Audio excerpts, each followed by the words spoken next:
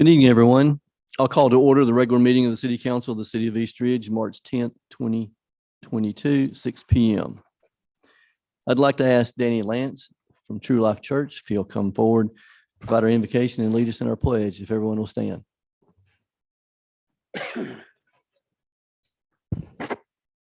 Let's bow our heads. Heavenly Father, we begin by acknowledging your greatness, your great power, your great majesty, but also your great love and your great mercy. And it is that mercy we ask for tonight for people half a world away from us whose lives are being ripped apart. And Lord, I know your heart breaks with each and every life that's lost needlessly and with each and every home that's destroyed. But I pray that you will help bring a quick resolution, bring healing to a land that needs healing. At the same time, Lord, we take this moment to thank you that we live in the land of the free. Certainly, we may not live in a perfect land, but we live in a land where we are safe and where we feel safe. Lord, tonight, we thank you for that land. We thank you for our hometown, and we ask for your wisdom for our city leaders as they make decisions, that you would guide and direct their decisions to move us forward as a city. We ask all of this in Jesus' name. Amen. I pledge allegiance to the flag of the United States of America and to the republic for which it stands, one nation under God, indivisible, with liberty and justice for all. Thank you, sir.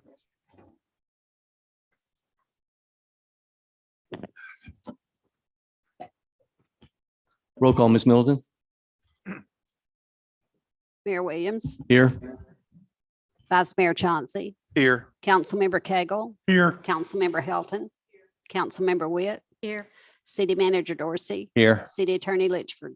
Here.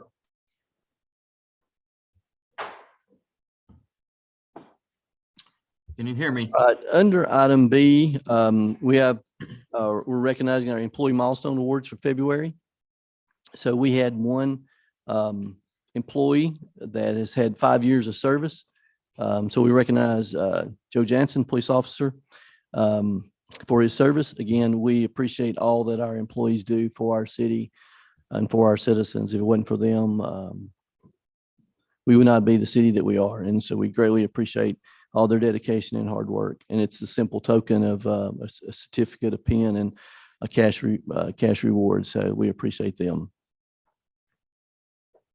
The next item on the agenda is I was honored to be asked to attend a presentation back on February the 15th over at OLPH for three amazing young women, ladies, and I won't give up the details. I'll let them come and talk about it. It's very special, but they've got a very special presentation that they'd like to they presented to our East Ridge Animal Services, and I wanted them to also come forward here in front of council and the city and do the presentation again, and for our council to see and for our citizens to see. So I'll turn it over to them.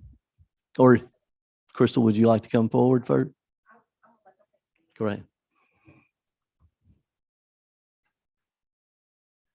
Good afternoon. My name is Maddie Grass. We are candidates from Girl Scout Troop 40202 of OLPH School. We are here to present to you our Silver Award project, Petapons. We would like to thank Mayor Brian Williams and the City Council for inviting us tonight. Our project, Petapons, was created to support the pets and families in the East Ridge Animal Shelter area. We built cat trees, dog beds, and an emergency food box for the community. We chose to partner with the East Ridge Animal Shelter because it is not very known and it doesn't get very many donations. When we were working on our project, we had many difficulties.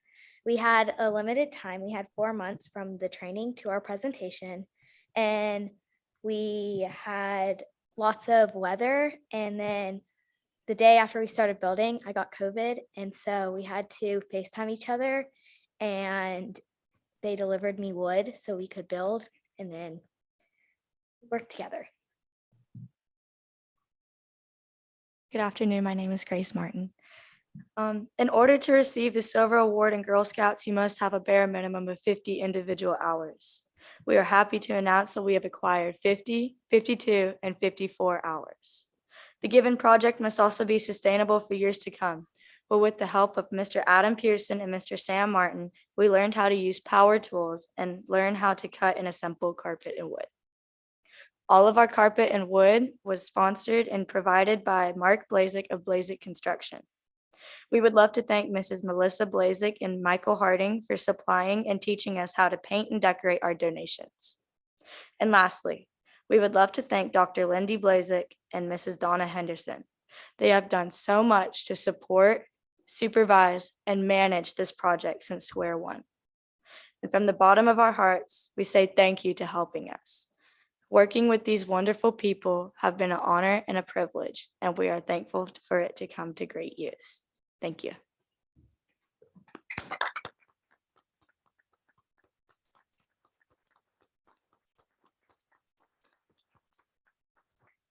Thank you, ladies. Would you like to, I hate that you just sit down. Would you like to come back up and talk a little bit about your projects that you have here in front of us? You also have pictures that you've got there on display of some of the things that pictures throughout the projects is yours. And I think you also done a monetary collection also that you donated. Crystal, is there anything you would like to come forward as well? Okay. Yes, ladies.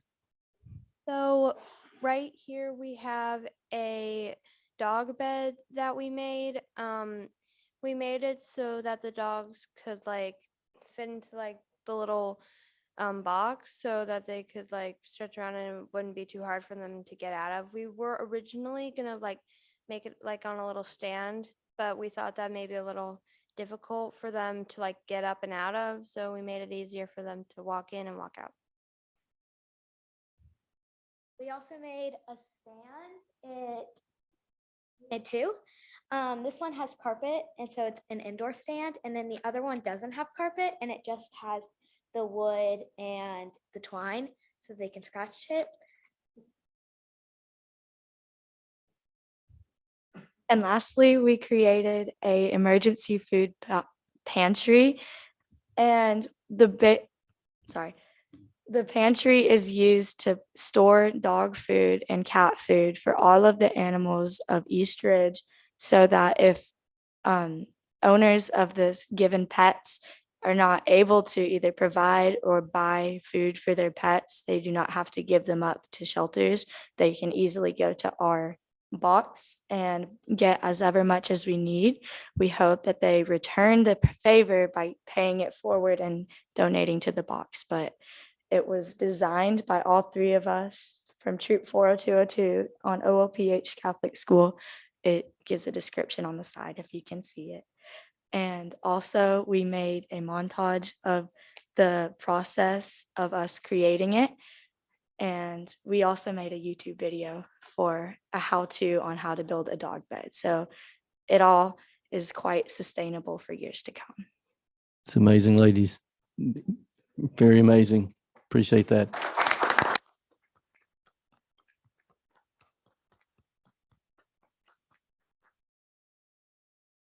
Do you have any questions on if there were any difficulties or any like things we had to develop to build these? Council, any question? No, great job. Thank you. Yes. Thank you very much. Thank you. Yes, our future is bright. Crystal, would you like to come forward?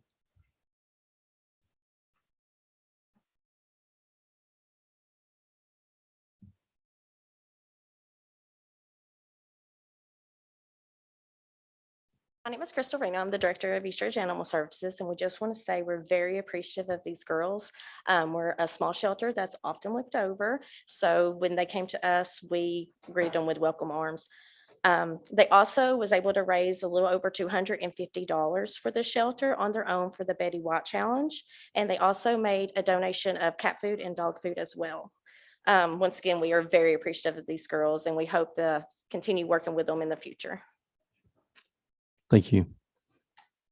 And I believe You have certain locations you're thinking? Yes, we're looking to put it somewhere up here around City Hall. So it's convenient to both ends of East Ridge and it's in the middle. And anybody in the city is welcome to use it. And we will, once we get it up and posted, we will fill it up and make a big announcement on Facebook and it'll be there to use. Awesome. Thank you again, ladies. We appreciate it very much, your hard work and your dedication.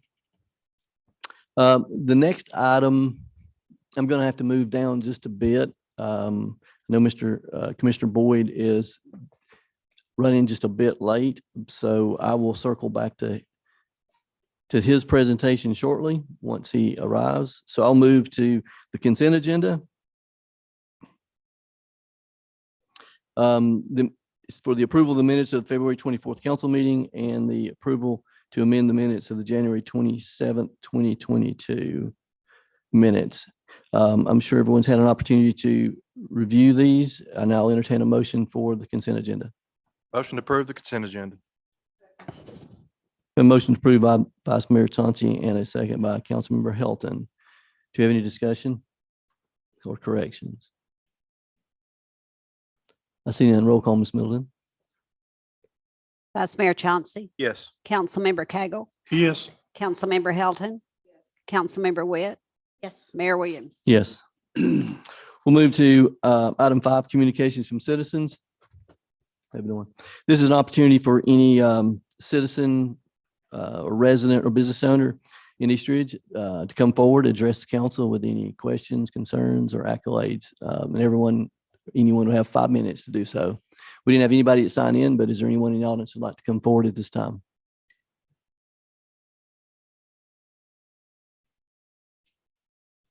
I see no one. We'll move on to the next item, communication from council members. Start on this side, Councilmember Cagle. I'd like to ask the city manager to get back with the state, see if we could get them back out here on these intersections, especially Tombras and Ringo Road and McBride and Ringo Road, because they did the other side and it's wonderful. If I could, I can call up Chris Vaughn, put him on the spot real quick, because I know he's been doing a little talking with the state on this issue. Chris, can you come up real quick and address? Mayor, Cagle? Council, City Manager, Chris Vaughn, Street Department Supervisor. I reached out to TDOT back last year, and they got it kind of in on a last minute thing of their asphalt list. They done the north side. So hopefully I'm trying to work with him again to get the south side intersections done. Then to come out and do the aprons. People that uses this one up here, if you go up there and turn right, you're liable to knock your front end out of alignment. Right. We've been in touch with TDOT even within the last couple of weeks about this one in particular, about Yes. trying to get them out as soon Especially as this one. possible. Because it is TDOT right away. So just trying to get them to be able to come out and do that. Right.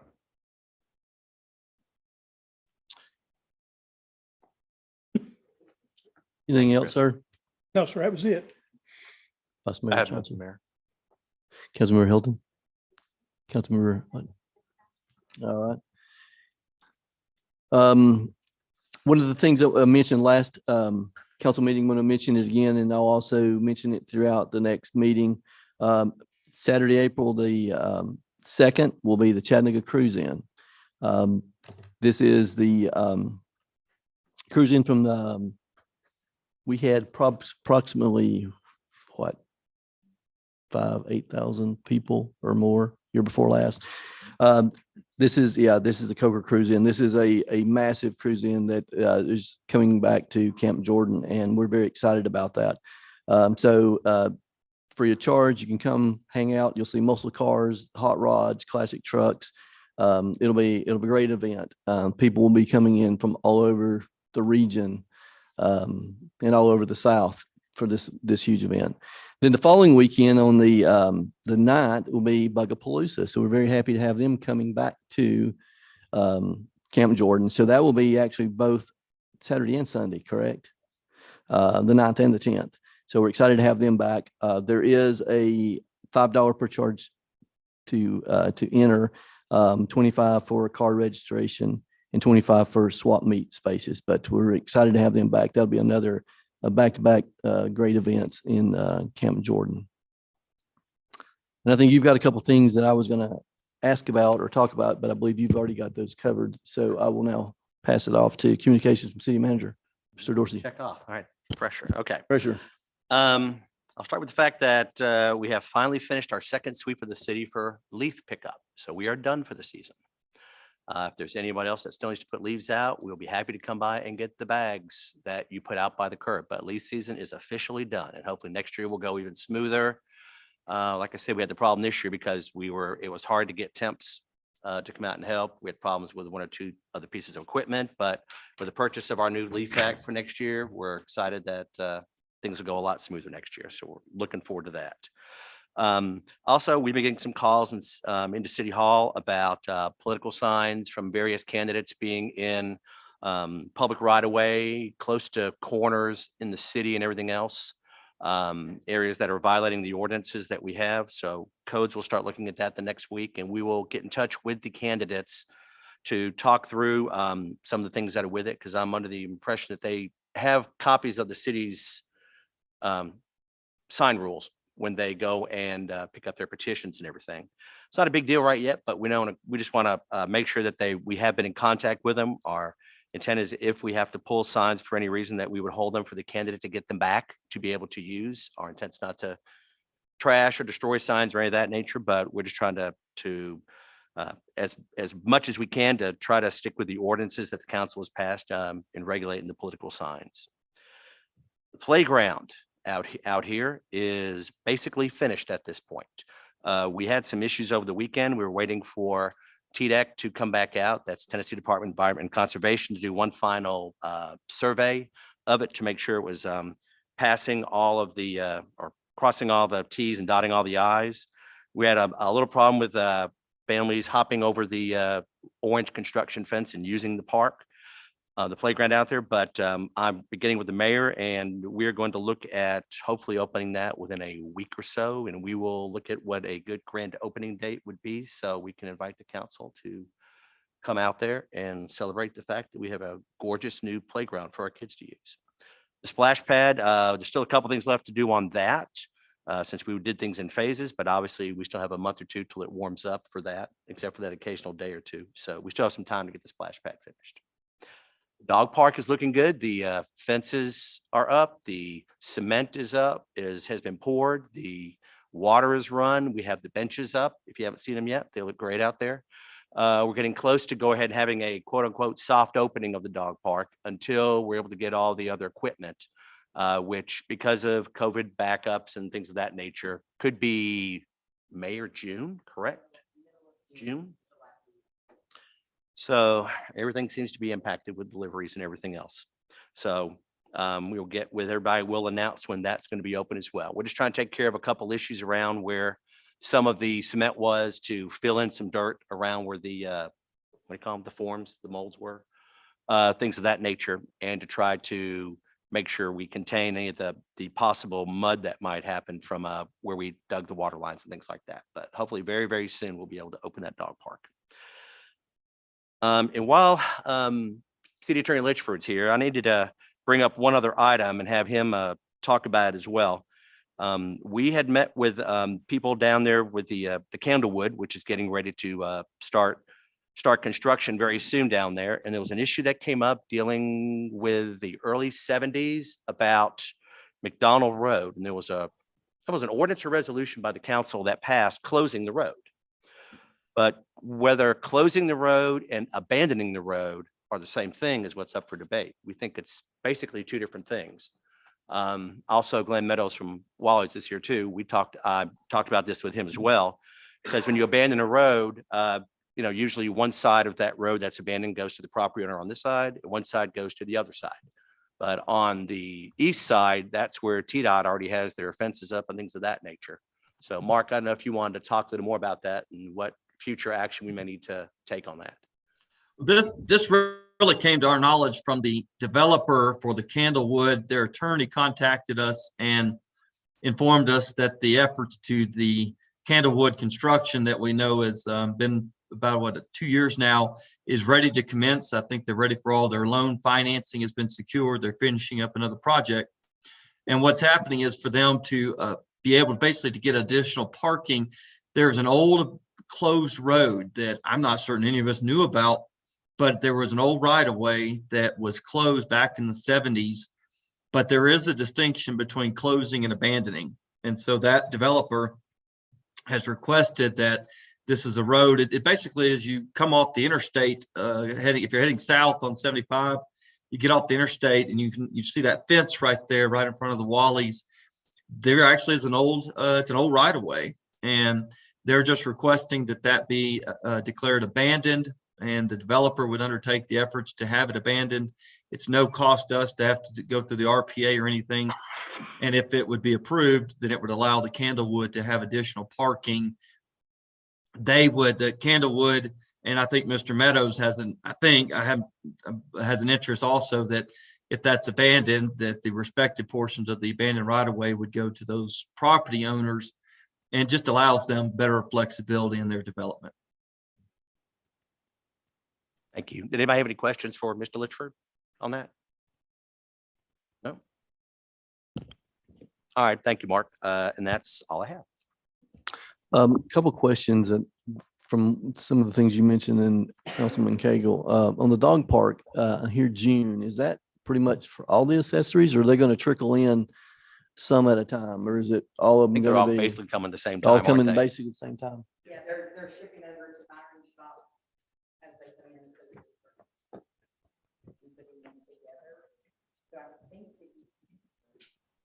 You're being asked to come forward, introduce yourself Cannot and hear you, speak. even though your voice carries. Need to use the mic, Yes, please. My voice does carry. Shauna Skiles, Interim Director at Parks and Rec. From the last email that I did see, the product should start delivering between, I think it's June 15th was the last email I saw. They may come in sooner, she said, and if they do, they'll go to Byron for us to start to assemble, to put together and start putting them at the dog park ASAP. And I believe you sent Byron down to start cutting some sod. is Yes, What I was told today. So for those muddy areas we were talking Cameron and about. Alex have been all over it. They've done a great job. on the Well, I knew y'all project. had. I just wanted to know if this, we can get some trickled in, or if it's going to be pretty much all of them is going to be June before we get it. I'll send her an email in the morning to double check Just curious. and get you a confirmed date for sure. Does that work? It's fine. I was just asking. Oh, you know, no, that way I can get you taken care of. I'm a person, you know me, I stay ahead. Just asking. I wasn't That's good. demanding you to call them and get exact dates, but thank you. Intersections on the paving.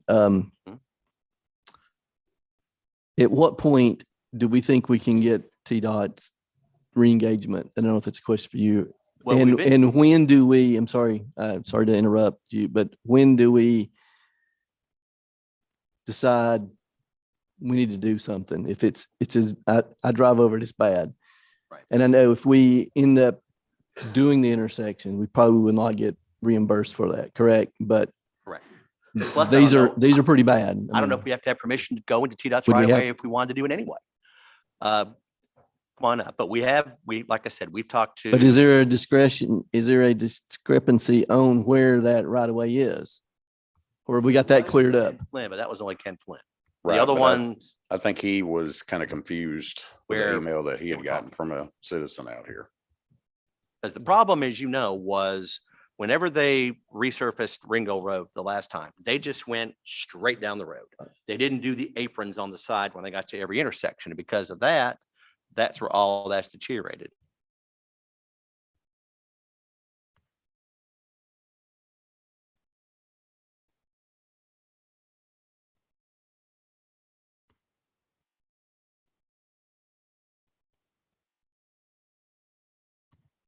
What we are doing here is just, at some point, where do we say enough is enough? Because they're citizens and we're all suffering from this. Oh, yes. Thank you, sir. I'll be happy to make a phone call. Thank you. Great. Thank you very much. Any help is greatly appreciated. All right. We'll move to new business as we have no old business. So, yes, sir. I have one question. The Bugapalooza, Yes, sir. they have usually allowed camping down there. Are they going to be allowing camping this time? Yes. Tent camping all over the park, No. or is it going to be in a designated area? It's a designated area. I'll let Ms. Skiles talk about that. Or it was anywhere and everywhere they could put a tent? We had a call with them on Wednesday. And Alex, myself, and Nick spoke, and we'd already carved out so many spots for them in the RV to rent, and they started that. We took the rest of the lots that we had open, and we opened those up for Bugapalooza to handle for the ones who come in late. And then we have offered them the green space beside the RV for the primitive camping. So it's camps, tents only, no cars, no RVs. They drop, they pull around to the back of the arena, and they can walk across. And we've made that very, very clear to them because they were on their social media saying we weren't giving them nothing. We've given them everything, but we've made sure that they understand that they have the spots in the RV and they have the grass area for the tents. Yes, sir. And before, they brought in a portable truck, set it up over the black water dump, run a water hose to, charge per shower. So is our showers going to be open too? Our showers will be open. Okay, so they will not be doing that again. I will make sure that does not happen. I will be in the park. Anything else? That's all from me. Thank you. All right, so we'll move into new business. I'm going to ask to have item G, resolution number 3244, move forward for time's sake. So we'll move to item G, resolution number 3244. A resolution of the City Council of the City of East Ridge, Tennessee, to waive the fee for use of Camp Jordan Arena for the remote area medical free clinic. So Neville, would you like to come forward? And I believe you have a couple things you would like to say. And I'm Bob Neville with the Hamilton County Ram Host Group. And this is Laura Ray, who is the chair of that group.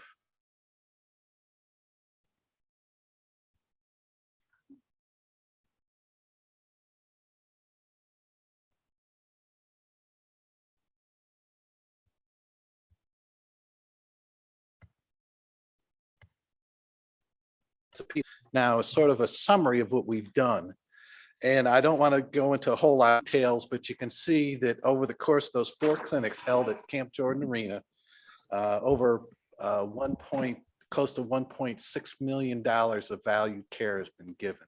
They go ahead and they put a value on each, like an extraction or something like that. 4,500 extractions were done, 1,121 fillings, 313 cleanings, medical evaluations. The other thing I think some of you have observed are the actual manufacture of eyeglasses. There's a complete eye exam given, and glasses are manufactured to the tune of 1,178.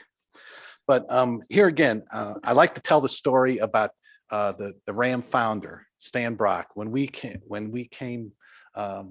down in 2012, opened those big cargo doors at Camp Jordan Arena, looked around, said, this is a perfect venue for a Ram clinic. And that's been the case. This year, we're told this was the second best one that they've had, the biggest one they've had. And we had it in October, so there weren't a whole lot after that.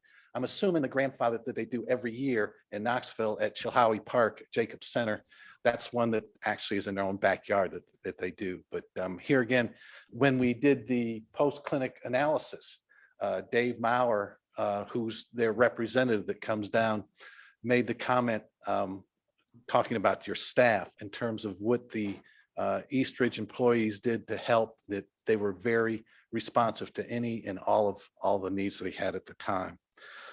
So what we'd like to do is we'd like to present you with some plaques of our appreciation.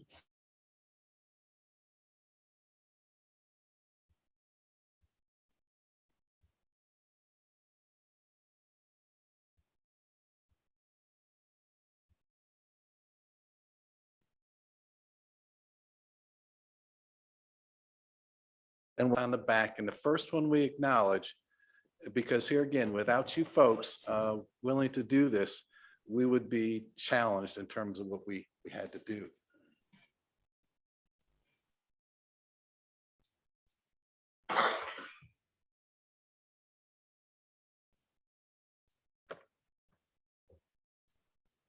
Okay. Thank you. Now, the other appreciation, we give all the volunteers T-shirts. And so we, once again, recognize East Ridge's contribution with regard to the partners. So they are prominently played in the middle. So we'd like to present each one of you with one of these T-shirts.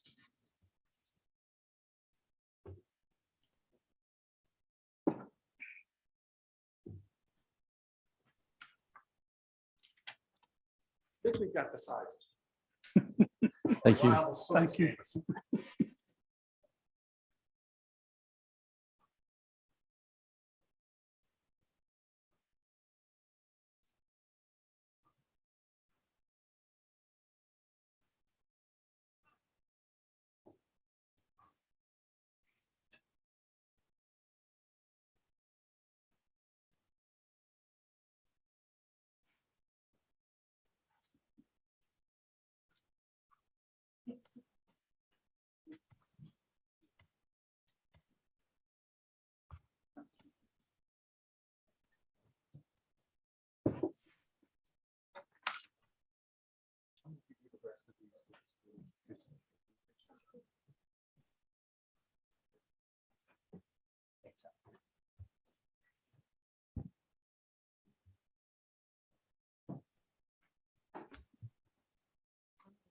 Thank you. Yeah, do you mind bringing it back up? Thank you. All right, we appreciate it. And as I say, we convey our gratitude. Thank you very much. And it's not only us, but obviously it's those patients that we've served, over the years. Well, we thank you. This is an amazing program. The medical services you provide, as you show on this list here, is just amazing. The impact is far and wide, even further than East Ridge. I know they come in from all over the South and drive and stay here. So, and thanks to you, your staff, all the volunteers. If you haven't been, you need to go and see. This is just a well-oiled machine, and it's hundreds and hundreds of hours before and during this event. So thank you for partnering with us. Our gratitude is we appreciate you as very, very much as well. Thank you. Councils, Thank you. anything you'd like to add? Thank you for including our East Ridge ROTC in this. We appreciate that. Yes, and we had some of the Future Ready Institute students as well. So we've got more and more of community participation. Yeah, thank you very much for what you do. These numbers on these procedures are extraordinary. Very good, very impressed. Thank you so much. Thank you. You truly do God's work, and we can't thank you enough. Absolutely. And I believe I may have missed it, but we're looking this year. It's September. Okay, usually what happens is every other year. It's hard to crank this thing up. So it's 2023. 23. Right. And if 23. you look at the sequence there, typically it's every other year. That's right. Thank you for clarifying that. Awesome. Thank you very much. And thank you for the shirts and the appreciation certificates. I'll entertain a motion for resolution number 3244. Motion to approve resolution number 3244. Second. I have a motion approved by Councilmember Hilton and a second by Vice Mayor Chauncey. Do you have any discussion? Roll call, Ms. Middleton. Vice Mayor Chauncey. Yes. Councilmember Cagle. Yes. Councilmember Helton. Yes. Councilmember Witt. Yes. Mayor Williams. Yes.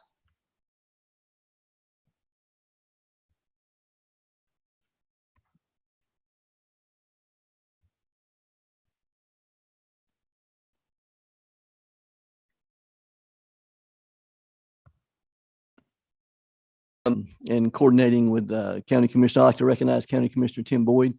He has a check presentation he'd like to present for the fire department. So welcome. Good to see you, Commissioner Boyd. Thank you, Mayor. Appreciate it. One of my Well, it is the last penny of our infamous discretionary funds that Jay Greason so accused me of being a vote getting slush fund. But the Times Free Press can have their opinion, right? I think our discretionary funds, especially the way I used them over the years, help the communities, gives the opportunity to give taxpayers right back to where the taxes are collected without too much interference with the other commissioners. Everything is done above board, and unanimously, our commission always agrees to these donations. And as the audience may recall, and I'm sure the council recalls, I gave a few $1,000s to the police department a few years ago to buy guns. And I think the police force was very appreciative of those. They ought to last a long time. So been talking to Mike Williams for over a year, I guess, about what kind of equipment he needs for that gorgeous ladder truck you guys got. And with this last bit of my discretionary funds, I'm going to present that money to Mike Williams to buy some equipment enhancements for your ladder truck. And I'm glad to do it. I'm glad the money was there to do it. And I hope the fire department, is Mike here? Where is he? Oh, come up here, man. Come up here, guy. Oh, Mike. Get up here. I think I've seen that guy. Come here. I hope the money is well used. I'm sure it will be. It will be. And I hope you guys get a lot of use out. Well, maybe we don't want a lot of use out of We it. don't- Many years of We service. out of know it. it's there. It's there if we need it. Thank you for all Thank your you, service. Commissioner Boyd, I appreciate it. Thanks for On all the behalf of the firemen city. and the first responders and Yes, all they sir. do for the community. I tell you, it's such a pleasure to come in here and talk to you guys. As good as the Renaissance of East Ridge. It's just awesome. And I'm glad to be able to do that, and wish I could do a whole lot more. Well, one of the biggest things with this council is, it's called it's a new rescue tool that is out. It's called a rapid intervention tool. It's able to take inside houses for a RIT team. If we have a down firefighter down, this tool will be used to help rescue him. It's called a strong arm. It's hydraulic. It's very, very strong. It's like a hydraulic tool. It runs on batteries. So this tool will be used to rescue down firefighters or to remove bars off windows, bars on doors, things of that nature. So it's very quick, operates very, very rapidly. So this is definitely a blessing, and will be Great. be put to good use. Hopefully. Awesome. Awesome. Thank you, Mike. sir. Good to see you.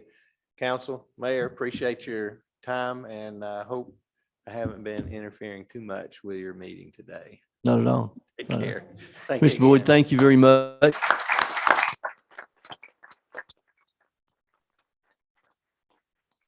Thank you for the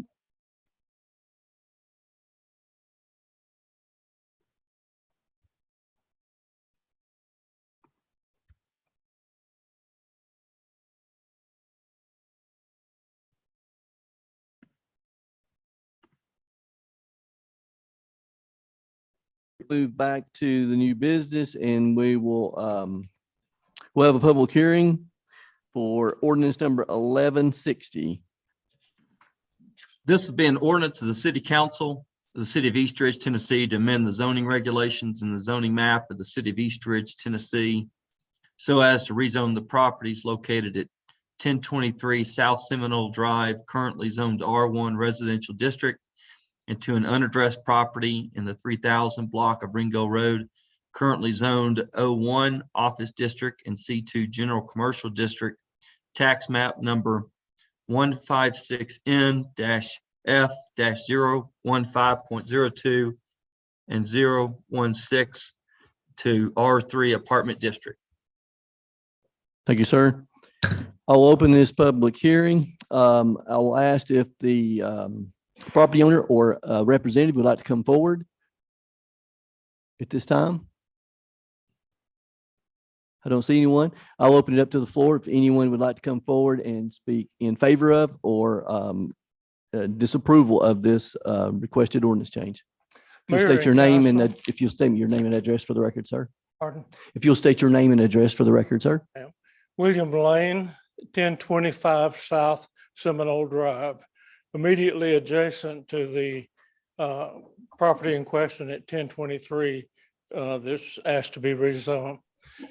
When this was presented to the, what do we call this?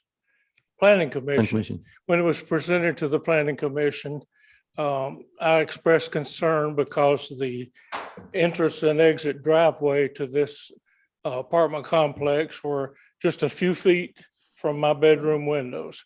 And I didn't think it would be a good idea to have all that traffic going back and forth while I was trying to sleep.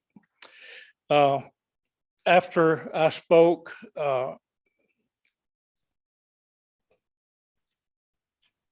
I've forgotten his name. Kenny Custer. Yeah, Mr. Custer. Kenny Custer, yes, I apologize, Kenny. Came to me and volunteered that they could probably move the entrance and exit to the other side of the property, closer to Ringo Road, and get it away from my property. I talked with Kenny before this meeting.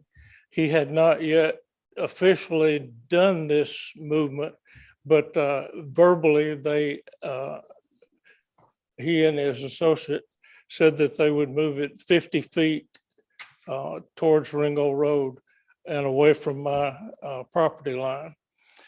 What I would like to ask is that the council make any approval of this project contingent on that being done, because it's just a verbal thing now and have no assurances.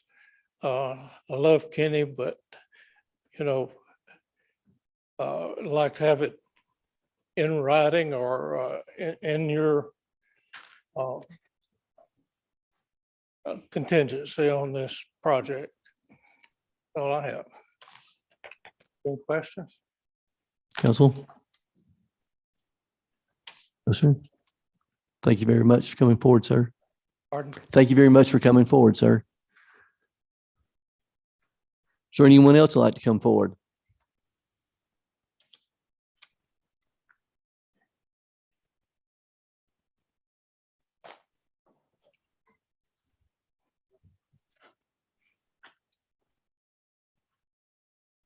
Mayor and council, I am James City. I own a property at 1001 South Seminole. I have several concerns about this development. I have first, the traffic situation. Engineering group, Mr. Custer, said that they had a traffic study. What time of the day was this traffic study? And two, to begin with, could I come forward with some photographs of this area for the council? Sure.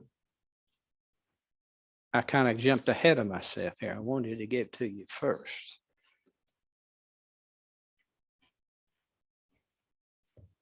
Is there multiple copies or we just share these through? Okay. Okay, no worries.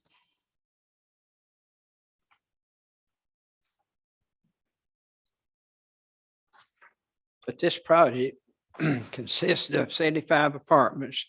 There will be at least 75 to 150 more cars in this area, exit and entering.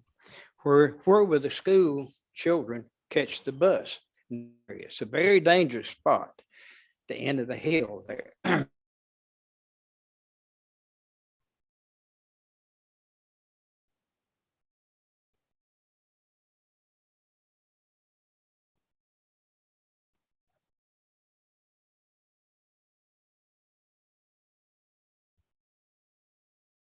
'60s, I'm talked to a gentleman back here that they went in there and dug dirt out when he was building the interstate. That's how long it's been. They dug out the side of the ridge and all they could on the land and built a dirt dam behind the businesses. That's how long it's been there, behind the business, to keep the water off of the business running down where we're located. But the engineering group, Kenny Custer. I want everybody to know Kenny. Kenny says that they have a plan that they can contain the water and gradually run it off in dry times. I can't see this happening. And when it runs off now, when it builds up and it runs off, it has to run off. It runs down the driveway of one of the pictures you have. And the only catch basin is right down the hill, as the picture shows. I've got little notes on there. That's the only catch basin there is for that whole area. And sometimes water gets 6 inches deep right in that area where that catch basin is. But we went through this same situation 4 years ago in 2018. They wanted to do the same project up there, and the council voted it down 4 years ago. I know Jackie was on the council then, but I can't remember who else was on there. But this is what I'm really concerned about. Well, all the apartments are building downtown. These apartments don't rent. They'll go to Section 8. And that is going to be a very, very bad area for Section 8. Because there's business there in the convenience store. And I understand the convenience store has plans to enlarge if they do get this project. So it's not going to be a very good area. I just don't think it's a good idea for these apartments. And Mr. Custer also said, if a company built some kind of manufacturing or fab shop or something like that up there, there'd be the same amount of traffic right there in the entrance and exit. And I'm not going for that. I'm not going for that. So I am strictly against this. And I hope that you look at the pictures real well and kind of understand the situation. Thank you. Before you go, You got any questions? I'm sorry. I do, but I'm going to see if council has any questions. I know Councilmember Wood hadn't seen the pictures yet, but while Councilmember Hilton's reviewing it and going to pass it off to her. But that as water you runs were- off, the water runs off Missionary Ridge down until that flat area, like a pond, And they dug deep as they could to get all the dirt they could back in those days. Built that mound to keep the water off the businesses. It sits there and evaporates, and when it gets a big rain like we've had just recently, that's where it runs down the driveway there and down the street catch basin. We built all these apartments, asphalt and everything. Where's the water going to go? Other gentleman on the rezoning board that's very knowledgeable, I won't call his name or anything. He said this would not work, what they suggest will happen. And there's just a lot of water comes off in that area. And I have water getting in our building now because it drains down the side of my building, some, not a lot, but some, enough to get in the building.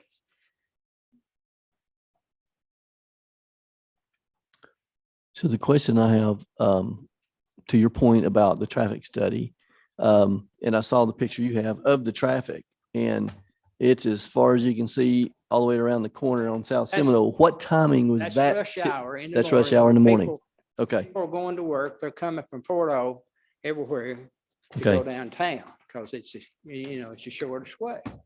Yeah, because that's wanting to know And approximately that's- what time that was. Picture. That's the most biggest problem is that time of morning and in the afternoon, when 4 o'clock, Right. 5 o'clock rush hour. That's the problem. You're wanting these back? Yes. Okay. Council, any other questions for Mr. City? Everybody gets to see it? I believe so. Trustee, you get to see it? Yes, sir, I saw. She was it. Thank you, sir.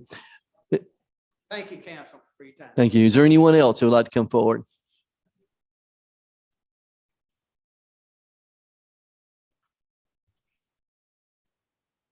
Yes, sir. Charles McCullough, 1214 Reeves. Before I get on my soapbox, I I'm just sorry. I don't think she got the name. Charles McCullough, 1214 Reeves. Yeah. Before I get on my soapbox, I just want to thank all of you for the working on the dog park so hard that it's going to be great. It's fills a need we've had for a long time. Now, about the matter at hand, I'm getting a little bit of deja vu here. I think this is actually the fourth time this has been in front of this council. Way back in 2006, they asked for, it may not have been the same property owner, they asked for 10 units. That was turned down. 2018, the same rezoning was tabled. 2019, it was turned down. And now we're back here again. I mean, you got to, at least they're persistent. I mean, right. Mr. City covered the flooding concerns pretty well. I mean, it's like from corner to corner on that property, it's like a 100-foot drop. According to GIS, there's going to be flooding. If you drive on South Seminole now after a rain, you almost hydroplane unless you're going 20 miles an hour. The traffic is a nightmare. I seem to remember last time we were here, Mr. Patel came in front of the Planning Commission and tried to tell us that, oh, the traffic's never been back past my convenience store the whole time I've been here. And I mean, if you've ever been on South Seminole in the morning, it's not true. Last time this came up in 2019, I also looked a little bit into what kind of property owner Mr. Patel was. I took a tour through his convenience store, and you could see at least at the time, I haven't been there recently, you could buy adult magazines, you could buy the sort of thinly disguised drug paraphernalia that they tend to have at convenience stores. He also owned the Days Inn downtown, where they have the City Cafe and the Best Western on the other side of Eastridge. I went and pulled, at that time, I went and pulled the police reports from the Days Inn downtown. There were over 700 in 4 years. I mean, that's, what is that average? Like one every other day, something like that. Also at the time, the last time this came up, just that week, there had been a few break-ins at the Best Western where what had happened was there were a bunch of door frames that management knew were broken and that anybody could get into with a credit card, and they just hadn't bothered to fix them. My question is that the kind of property owner we want running an apartment complex in Eastridge? Thank you. Thank you, sir.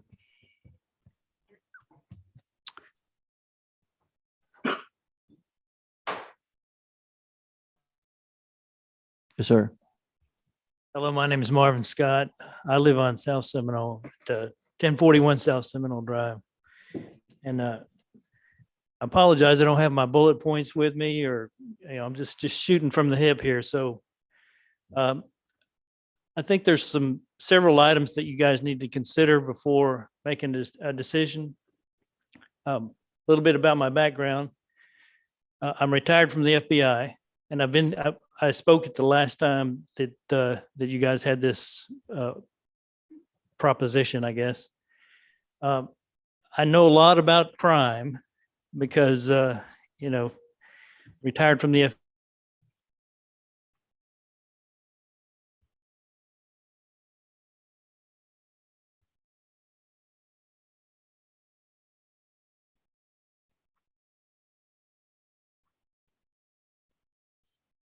done a crime study, a statistical crime study for apartments after 5-10 years to see what the crime level would be after that length of time. See if, if your crime rates went up in East Ridge. I know that there's Bimini Apartments, and I'm sure you guys are probably very familiar with the crime level at Bimini Apartments, which is right down the road from where I live. And then across Ringo Road from where I live is, I think it's Ridge View or something like that. The crime rate there, when they first built it, it was great. But as time went by, the crime level has risen in those apartments, and it's nothing. And I would ask that you guys maybe just ask the police department if they've noticed a rise in crime in the apartment areas, in that particular area. Also, one of the citizens here raised the question about runoff.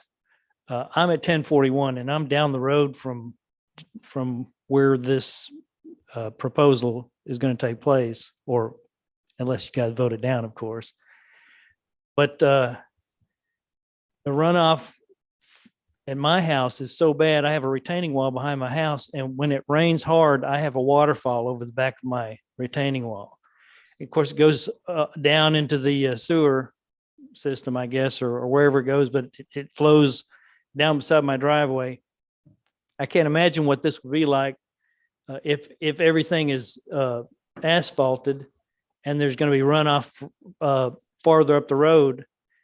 It could come to my house too. And if I were a citizen that was closer to where this proposal may take place, I'd be very concerned about the runoff. One of the guys mentioned traffic, the traffic concern in the morning. I don't know if the traffic study was done in the morning, but and I'm probably half a mile from Ringo Road. The traffic is lined up past my house, waiting for that light to turn.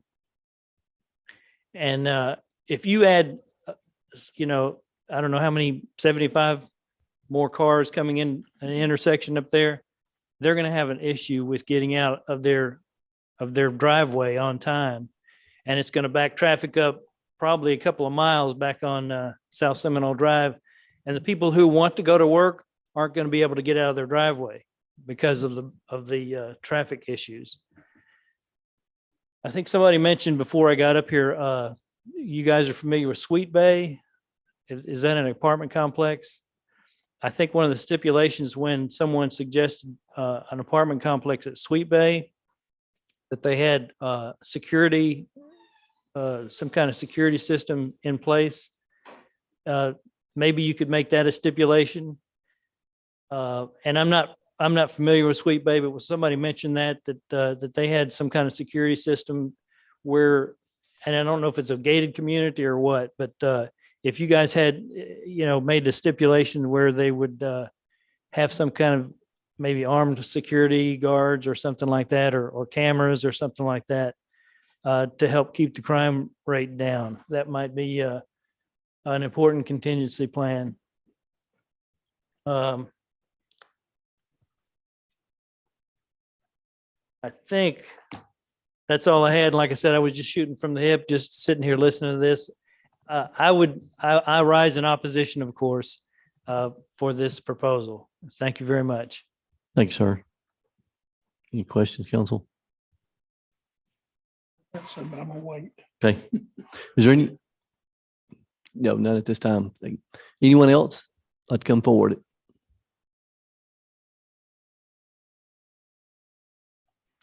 I see no one else. I'll close this public hearing and we'll move into item B at the actual ordinance 1160.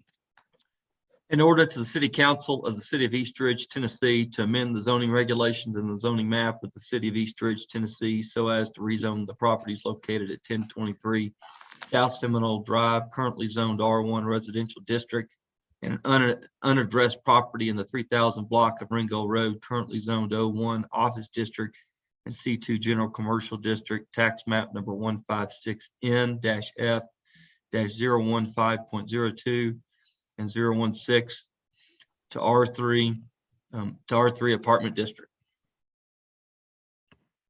Well, Good evening, Mayor and Council. So when this was rezoned back or tried to be rezoned back in 2018, the proposed units were 80 at that time. I think it had 144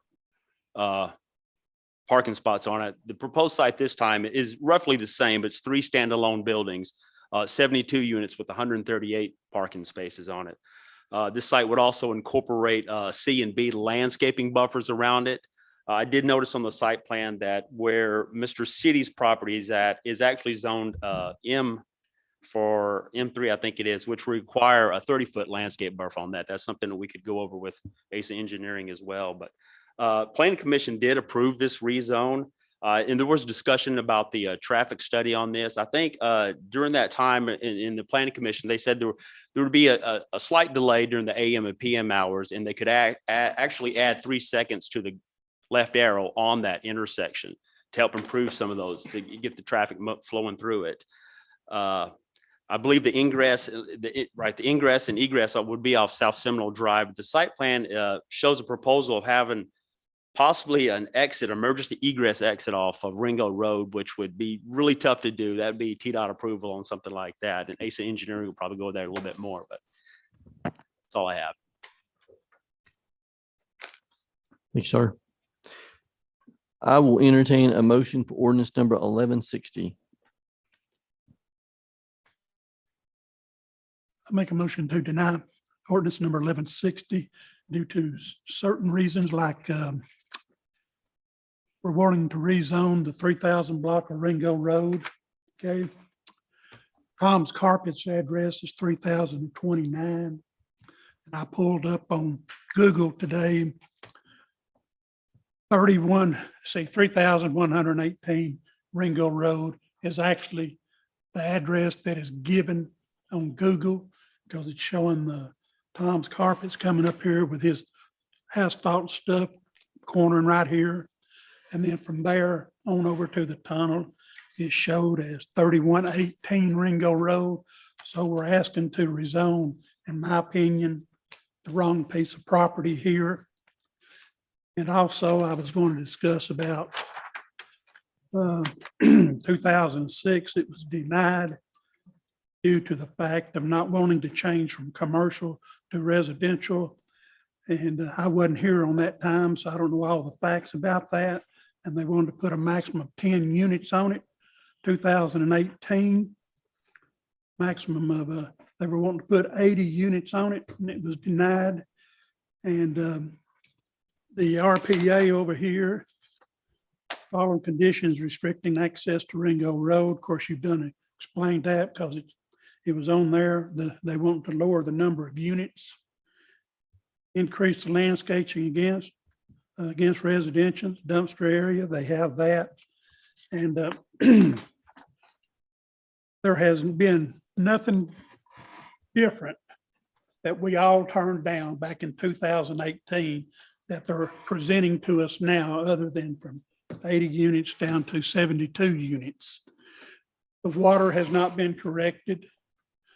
I was told they were going to put it underground, pump part of it to Ringo Road. I don't know how they're going to pump water uphill to the other side of Ringo Road to where the drainage is. So it looks like all the water is going to have to go down to Seminole. Traffic is going to be a nightmare. And like you said, they said they can adjust the traffic by holding Ringo Road 3 seconds longer, letting Seminole Drive go 3 seconds longer. Okay. So that's going to do nothing but back the traffic up on Ringo Road at 8 o'clock in the morning, because it's coming up through there from a 2-lane down to a 1-lane. And I've seen it backed up that time of the morning, back down past Linda. So just imagine what 3 more seconds is going to do holding Ringo Road. So it's going to just back up further. We're trying to alleviate one traffic and going to create another traffic problem. So I make a motion to deny this rezoning.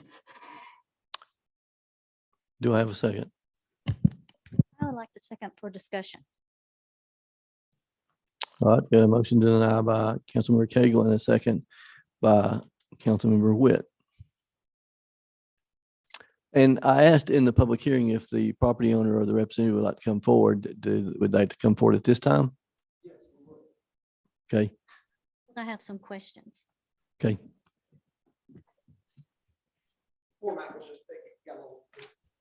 Okay.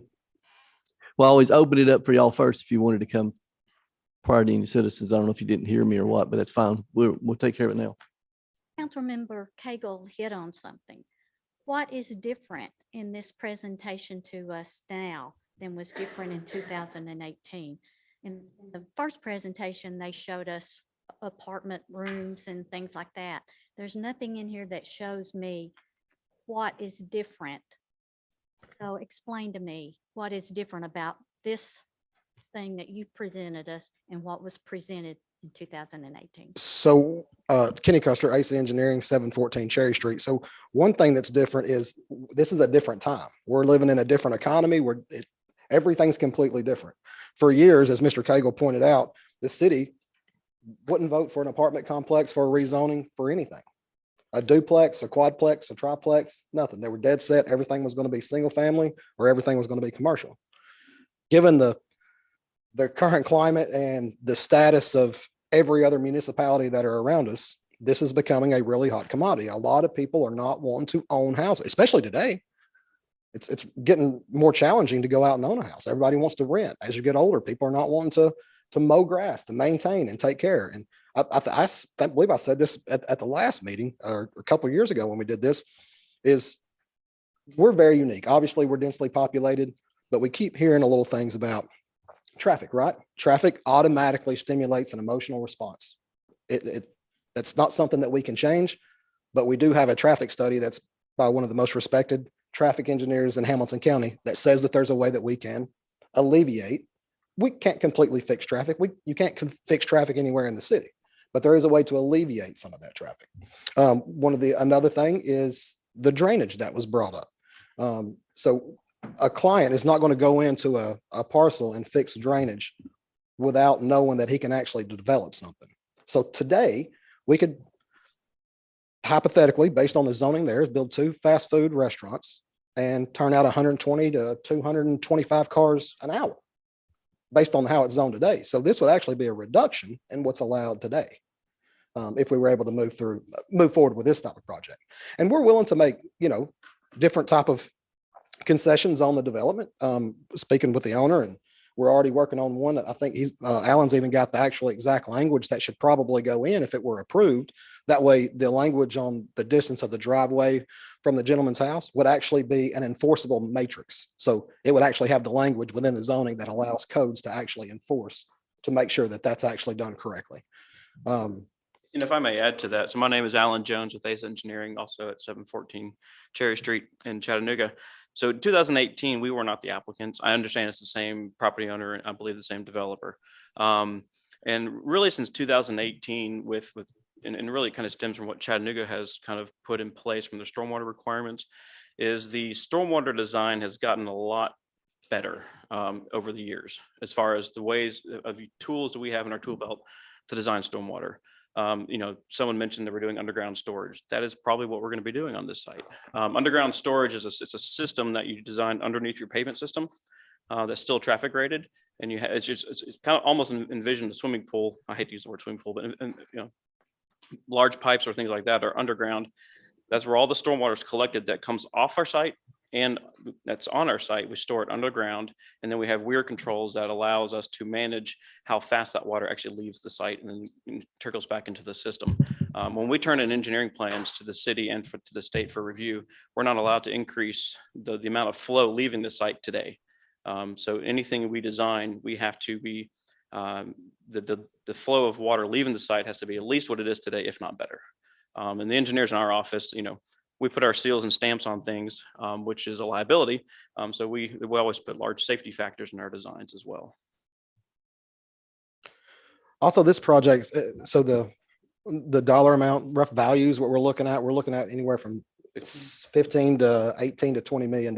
So this is not like a small scale single building project. I mean, it's a large scale, it's a large investment. Some of the other properties was brought up. The Days Inn, of course, the Days Inn is now owned by the DeFore brothers. So obviously something was going somewhat well for the DeFore brothers to want to really change that area of town. So we would love the opportunity to continue forward with this project. I know the owner is extremely hopeful to be able to do that because he's got multiple projects that he's working on and multiple projects in the city. And one other thing I could say about drainage and this great staff that actually designs the drainage, I am not one of those. I'm just, but Mr. City will tell you,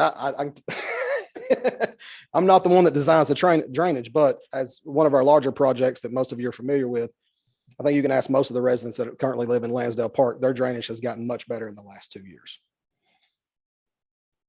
Well, I was just curious why we didn't have any pictures of what the apartments were going to look like. Is there a way we could get some of those? Yeah, we could. So there's a lot of requests, we have this all the time with different rezonings. And then a lot of the clients are, there's a large expense to get a property rezoned just in case you get to do something. So we may have those. Just not have them in this. And to be file. frank and honest with you, because I do a lot, I've been doing rezonings probably for 7 or 8 years in Chattanooga and Hamilton County areas. For the majority of our projects, the architectural renderings and images that we show, it's just stock photos. This is an idea of what we're going to do. The actual design, the developers never commission the actual engineering and the architectural design until the rezoning is completed, because they don't want to be spending $200,000 in design, if they know the project can't go forward. I just know the last time he kept telling us that it would be luxury apartments and things like that. And what he presented was not luxury apartment. I can say that there'll be market rate housing or market rate apartments. Most apartments, I think, in the area that that are comparable, you're probably looking at $1,800 to $2,200 for a 2-bedroom apartment. With that $15 to $17 million price tag. With the cost of construction today, the cost of site work, the rents have to be at a good price point. And to get that price point, you have to have a good amenity package. So what did you think of their idea of having security on the property? So I believe this is going to actually be gated. Okay. Anyway, so this is going to be more of a private gated keypad. That's right. Access. And that's a good transition as far as the access. I've talked with the gentleman that lives to the south of us at 1025 South Seminole. And if council would entertain it as a condition, I think an appropriate condition would be the driveway entrance shall be set back a minimum of 50 feet from 1025 South Seminole as a way to honor and respect that wish. Is there another exit out of there in case you can't get that one approved by the tunnel? Because it's So through y'all's, I think talking with the fire marshal, unless we're over 200 units, we're not technically required to have a second access point. We will work with TDOT to see if that's possible to get emergency access onto Ringgold Road. That's something I can't promise today. That's up to the state. right there by the tunnel, so it looks a little dangerous to me. Correct. And it would be an exit only, but if it's emergency use only, sirens will be on the engines, on the police cars. And so that's going to be stopping traffic for them to, be able to get in and out of the site appropriately. And if it's an emergency exit only for basically fire police apparatus and it's not used for it's not used for the general public, then it'll have certain safety features that it's only activated by emergency personnel to be able to use that gate in or out. Anyone else have a question? Yes, you said emergency exit up on Ringo Road. That also will be gated. Yeah, if it's an exit, it would have to be. If it's going to be designated as an emergency exit for fire apparatus or emergency services, then it would be gated, and it would be something with a click to enter, or there's several different manufacturers out now to where you have access to be able to utilize the gates. I mentioned the wrong address. 2006, it was zoning history is 3118 Ringo Road. So when I looked it up today, 3118 is the piece y'all are actually wanting to get rezoned, according to the Google. Y'all are wanting tonight rezone an unknown address in the 3000 block of Ringo Road. If I may answer that. Mhm. So I don't know what Google's addresses are, but we're going by Hamilton County GIS addressing and using the tax map numbers. And the two tax maps that were read by the city attorney, 156 NF 015.02 and 15 NF 016 are these two parcels that we're referencing today. I don't know what Google has for addresses, but Yeah, that's- well, I'm- this is according to Hamilton County GIS. Well, I'm looking at the rezoning history right here. Oh, okay. And Oh, it sure. Go ahead. says, Jackie, I can actually answer that one. Okay. So back in 2009, this property was designated as 3118 Ringo Road, right? The tax map IDs never changed on this up until 2021. It's no longer identified as that address. So if you look on the Hamilton County trustee, it'll show you from 2009 all the way up to 2021 as showing 3118. It's delinquent now on the 2021s and 2022. So GIS and Hamilton County didn't have something straight there. So it's actually the right address. That address no longer applies to that property. whenever I pulled it up, that's the reason why I'm asking the question, because, Yeah, yes, sir. Google, I would never. We We have have had Google. wrong addresses and parcel numbers in there before. yeah, but the information in front of me now is wrong. So, Tax map parcel ID is correct. It's in the rezone, it's stating a 3,000 block of Ringo Road, unaddressed property. So that is correct. Go by It the tax no maps and longer parcel. has an address. It will be assigned an address. It will be assigned by GIS, yes. I do have another question. Yes, ma'am. It's for Mark. Mark, can we put stipulations in this if we decide to approve it? Yes, and that is allowed. Copeland versus City of Chattanooga is a 1993 case. The standard is it's actually codified in TCA 137201, but essentially, if it is a reasonable and proper exercise and for serving public purpose, you can put the conditions on there. So is this something that we need to decide on tonight, or can we table this and come back to it to make sure our resolution has what we want in it? Or does it need to be? No, you can move to amend. You've got currently you've got an outstanding motion Yep. to deny. What you could do is just amend that to table this and bring it on for a future council meeting. May I ask another question? Or if somebody was willing to not have that motion, a motion to approve, then it's still contingent on the second reading of everything being in there, correct, Mark? Or Mr. Litchford? That is correct. Yes, if you want to, you can vote tonight. You can even vote to put conditions on there, and then we can hammer out the finer details and have that presentable for 2 weeks from now. Do you have another question? yes, sir. Mr. Howell, can you explain what level 5 area is? That's actually designated by Hamilton RPA. I couldn't tell you what the level 5 is on that. That's just the way they show the properties. I think it's level 1 through 5. Yeah. Well, here it reads that are considered areas that have a high road network density or in close proximity to a major road intersection. That's the way it is now. Traffic flow that's now, so we're adding probably, I'm gonna say 125 cars to it. So that's gonna make that level 5 jump up to a higher level. I don't know how they judge their level. That's the reason why I was asking you, so.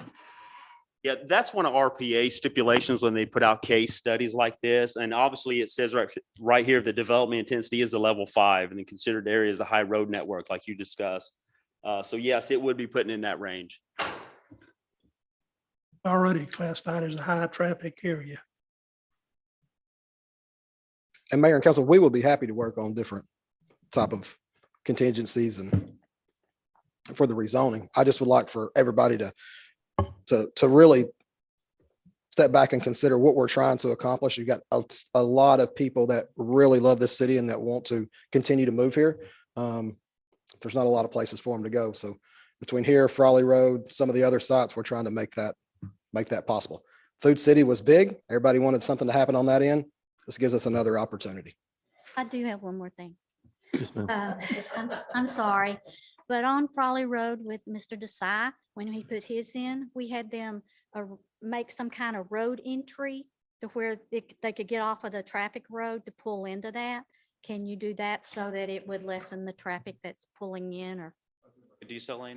is that what it was? I'm not sure what we called it, but I believe it was a decel lane on Yes. Frawley Road. Yes. I don't know terminology, but could that be to assist with We can look at that, providing that there's enough By the way, right away or property owned by, if not, then you're getting into buying other people's property. So we would have to look at that. But like I say, I know that the developer really wants to see this come to fruition up there. So I think that there's an opportunity for us to really meet in the middle and find some common ground to see this project through.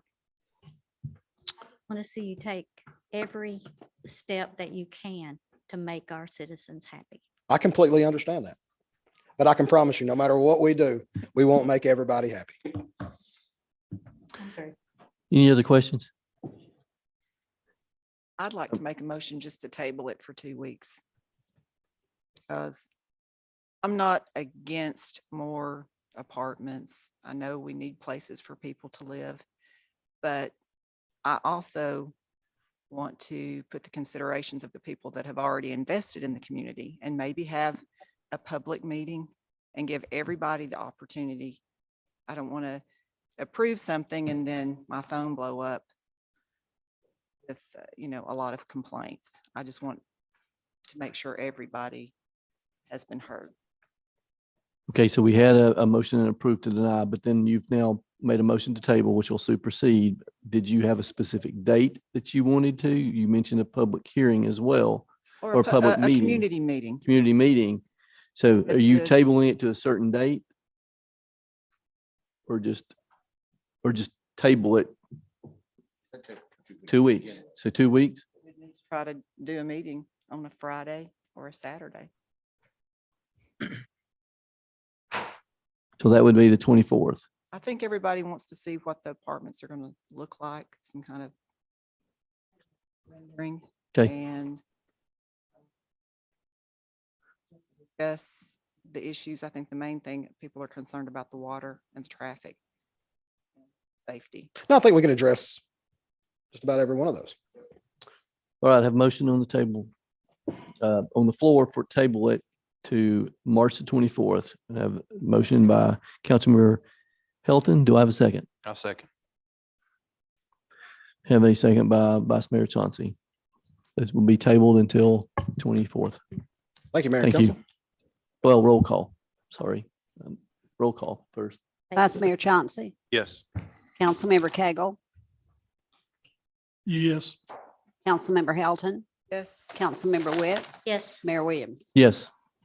Mr. Mayor. Now may I that's say something been, here? now that's been tabled to, yes, sir. When we have that public meeting, I'd like to have something brought back to show us how the water is going to be done, which way they're going with it. And also correcting that thing with the red light, the traffic flow. Like I said, it's going to create a traffic flow problem on Ringo Road if we try to let South Seminole go longer. Because when Chattanooga readjusted the red lights before, we were bombarded with phone calls on why they were being held so long coming off the side streets on the Ringo Road. So let's see if they can figure out some other way other than adjusting it with the red light. Thank you, sir. We'll move to item C, public hearing for ordinance number 1161. An ordinance of the City Council of the City of East Ridge, Tennessee, to amend the zoning regulations and the zoning map of the City of East Ridge, Tennessee, so as to rezone the property located at 1503 McDonald Road, tax map number 169L-M-019, and 1509 McDonald Road, tax map number 169M-H-018, from C1 Tourism Commercial District and C2 General Commercial District to M2 Warehouse and Wholesale District. Thank you, sir. I'll open up this public hearing for ordinance number 1161. Would the property owner or the representative not come forward at this time to discuss? Then I'll have any public comments opposed or in favor of. Yes, sir. Mayor and Council, Kenny Custer, Ace Engineering, 714 Cherry Street. This property obviously has been discussed numerous times over the last several years, trying to figure out what we can make work within that site. Currently, everybody knows that's the Waverly Motel. They proposed to downzone that. It would be truly down zoning from what it is right now. Currently a commercial occupancy down to a manufacturing warehouse. And we, after speaking with the client through planning commission and then other discussions that we've had, I think one of the major concerns, even after last week when we had a brief discussion during setting the tentative agenda, was some concerns on outdoor storage of recreational vehicles, boats, and so on and so forth. And after speaking with the owner, we are definitely willing to add that as a condition to the rezoning of to allow any outdoor storage of commercial recreational vehicles. So that way, anything that was done there would all be interior corridor. It'll be an interior corridor building. There would be a section, according to the drawing, if you have it, a small little section of buildings, but they would all face towards the interior corridor with no doors towards residents or anything else. And then when our landscape buffer and everything that's around it should make it a pretty nice area that's actually low trafficked, given the type of occupancy that it is. And to kind of add to that is, Kenny mentioned that, this is a down zone. Currently with it being zone C1 and C2, it allows for, yes, there's the motel there now. But this site does allow for high traffic commercial operations, which I think is really a negative impact on the residential's properties that are surrounding this site. So downzoning this to for the use of self-storage is probably one of the least intense uses that you could have that's adjacent to a single family neighborhood. I think would be a benefit and maybe a little bit of a relief for some of the residents. Yeah. Thank you, gentlemen. I will invite anyone that would like to come forward in favor of or in opposed to this rezoning. Now is your time to come speak.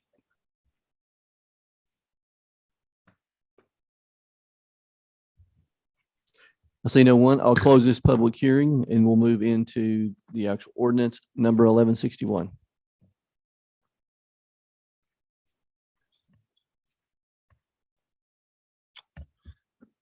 An ordinance of the City Council of the City of East Ridge, Tennessee, to amend the zoning regulations and the zoning map of the City of East Ridge, Tennessee, so as to rezone the property located at 1503 McDonald Road, tax map number 169L-M-019, and 1509 McDonald Road, tax map number 169M-H-018, from C1 Tourism Commercial District to C2 General Commercial District to M2 Warehouse and Wholesale District. Thank you, sir. This will be the first reading. Mr. Howell. Yes, Mayor and Council. So this would introduce M3 district to this area. This would be a two-story climate-controlled building where currently the Waverly sits at 15,000 square feet. As Kenny described before, there would be some non-climate controlled self-storage would face like a courtyard where you would not see anybody loading any type of materials or anything into the pods themselves from the residential area. The Planning Commission did approve this rezone, and there were, in the M3 district, it applies a lot of stringent requirements when it comes to abuts to a residential area, whereas you have to have, a fence and then a 30-foot buffer landscape on this, which I think they're well aware of this as well. So that's all I have. All right, I'll entertain a motion for ordinance number 1161. 1161. I'll second the motion, but I'd like to add two stipulations in, if I may. I wanted to add that they be required to only allow indoor storage, like we talked about. And I also like to add that they adhere to the current architectural design standards. I don't believe that they're forced to do that right now. That's correct, Mr. Chauncey. It being right now as the two parcels sit being C2 and C1, it applies to them right now. If approved to M3, it does not apply. So the architectural design standards would not apply to that. Okay. But just to reiterate what I said, I want there to be a requirement that there be only indoor storage at this facility. And they also have to adhere to the current architectural design standards. So that's your second, but I have a motion by Councilmember Helton. Are you in agreement with that?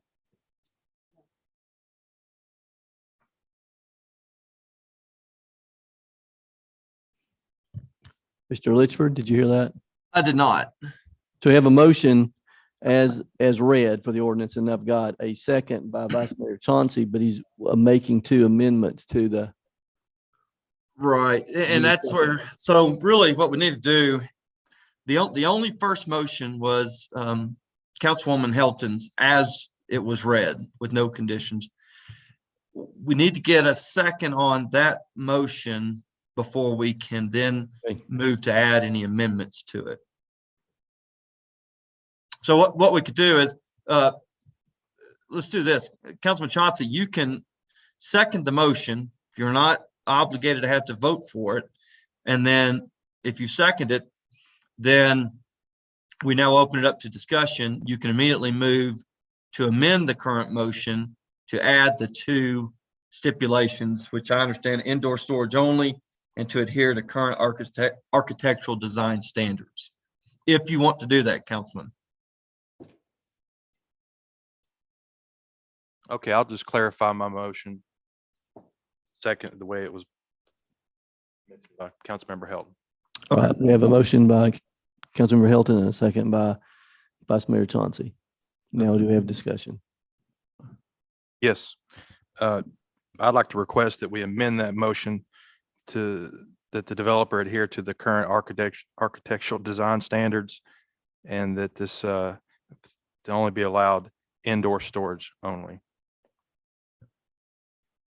You made that as a motion to amend. Correct. Yes. Yeah. I thought he did. Thank you. Architectural design. Our current architectural design standards. All right, I have a motion. Do I have it? Go ahead. Sorry, if you want to kind of elaborate on what our current architectural design standards are. Yeah, so instead of having a massive steel building there, you would have to break it up. You'd have to have a 60-foot. If the building extended was, 60 foot long, you'd have to have plaster or something on the exterior of it. You'll have to have a defined base on it, a defined top on it as well. So basically, to make it not look like a metal building. The architectural design standards were placed on the O'Reilly's building as well with architectural panels. If you notice, it's really just a metal building, but it doesn't look like a metal building. It looks like, yeah. And then you would have any type of screening for any type of HVAC units on top, depending on the topography in the area. I mean, it being 2 stories, it'd be really hard to see any HVAC units on top. So you might not necessarily need to screen them at that point. Thank you, sir. I have a motion to amend with the design standards and indoor storage only. Do I have a second? Second. I have a second by Councilmember Cagle. Mr. Litchford, I take, so I guess there's any discussion on that, and then I'll take a roll call for the amendment first. Correct. Let's have discussion, if any, and then we'll take a roll call on the current outstanding amendment. Any discussion, council, on the amendment to the ordinance? See none. Roll call, Ms. Middleton. This is for the amendment to the motion of the ordinance for the 2 stipulations.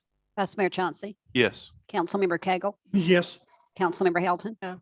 Councilmember Witt. No. Mayor Williams.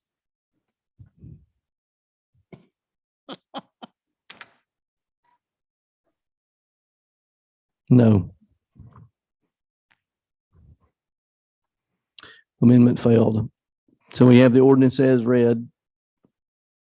We have a motion and a second.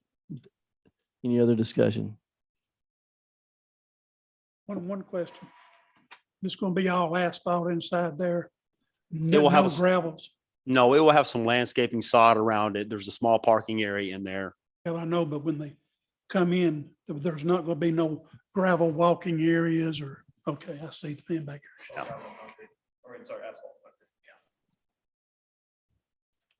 Any other discussion? All right. Roll call for ordinance as read. Vice Mayor Chauncey, No. Councilmember Cagle, No. Councilmember Helton, Yes. Councilmember Witt, Yes. Mayor Williams. Yes. This is ordinance 1161 passed first reading. There'll still be a second reading next council meeting. We'll move to item E, ordinance number 1162.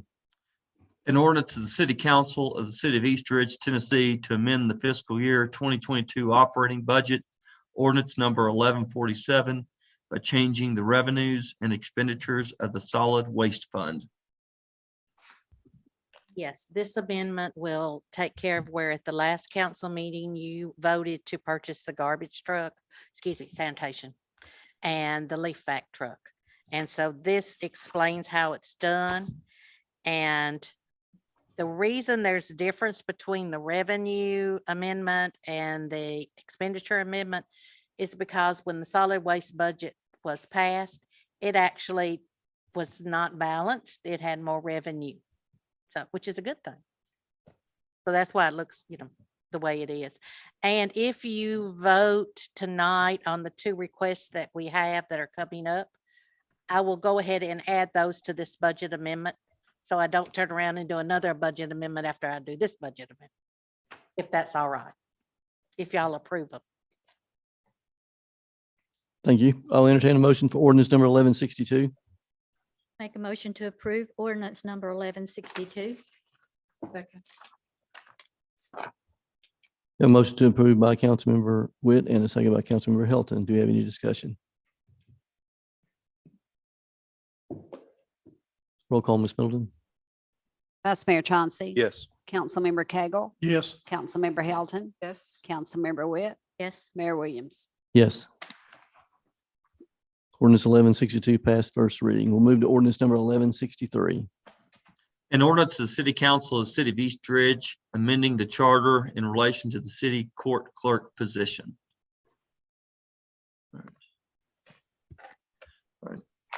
Mayor, council members, this was a item that was requested to be put on the agenda with respect to what would be section 6-B2 of the East Ridge City Charter. That charter currently provides for the city court clerk to be a resident of the city of East Ridge and to be a registered voter for the city of East Ridge. There are two ordinances here because there's really, as I understand it, two routes that may be of interest for a referendum. In order to change the charter, it would have to go to a referendum for a vote by the public. That vote could occur as early as August of this year. The first proposal was to simply just replace the residency requirements and the voter registration requirements and expand it from the city to Hamilton County. That is consistent with what was performed 2 years ago with the city court judge, where it was voted by the citizens to expand the selection of the city court judge from the city of East Ridge to Hamilton County. This is proposal number one, to basically mirror what was done 2 years ago.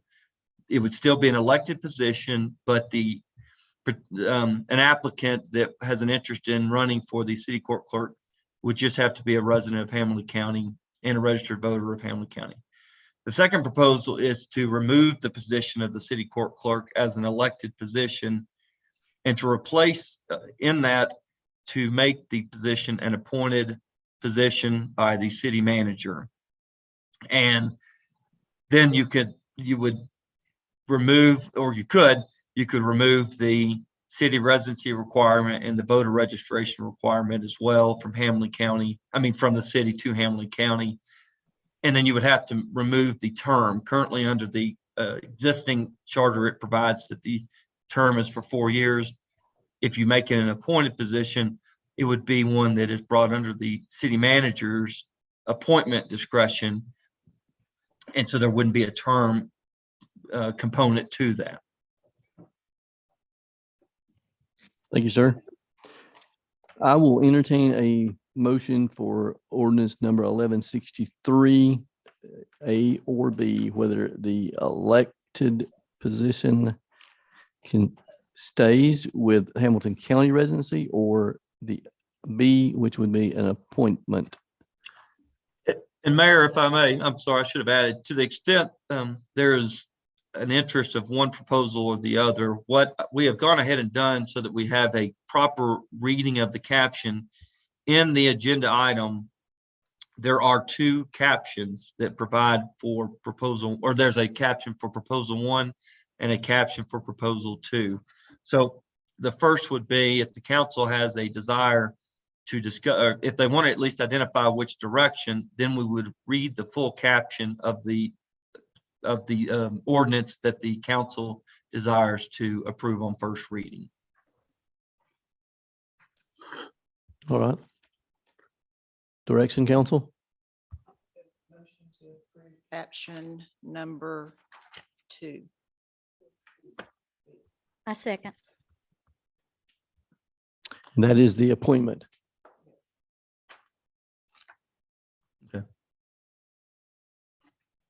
And I'll, if that's the route, then if that's gonna, then why don't I read, and that is in our agenda, it's on page 44 of your packet, or at least in my electronic version. That would be ordinance number 1163. And it would be an ordinance to submit in referendum to the people of East Ridge, Tennessee, the question of amending the charter of the city of East Ridge, Tennessee by amending section 6-B2 of the charter to provide that the city court clerk is appointed by the city manager to remove the city residency and registered voter requirement and to remove the term of the city court clerk. Thank you, sir. I have a motion to approve by Councilmember Hilton and a second by Councilmember Whit. Do we have any discussion? I got a question. So when the citizens go to vote on this, and if it gets voted down, then it just stays the way it is now, right? That's correct. Correct. Any other discussion? I lost my train of thought.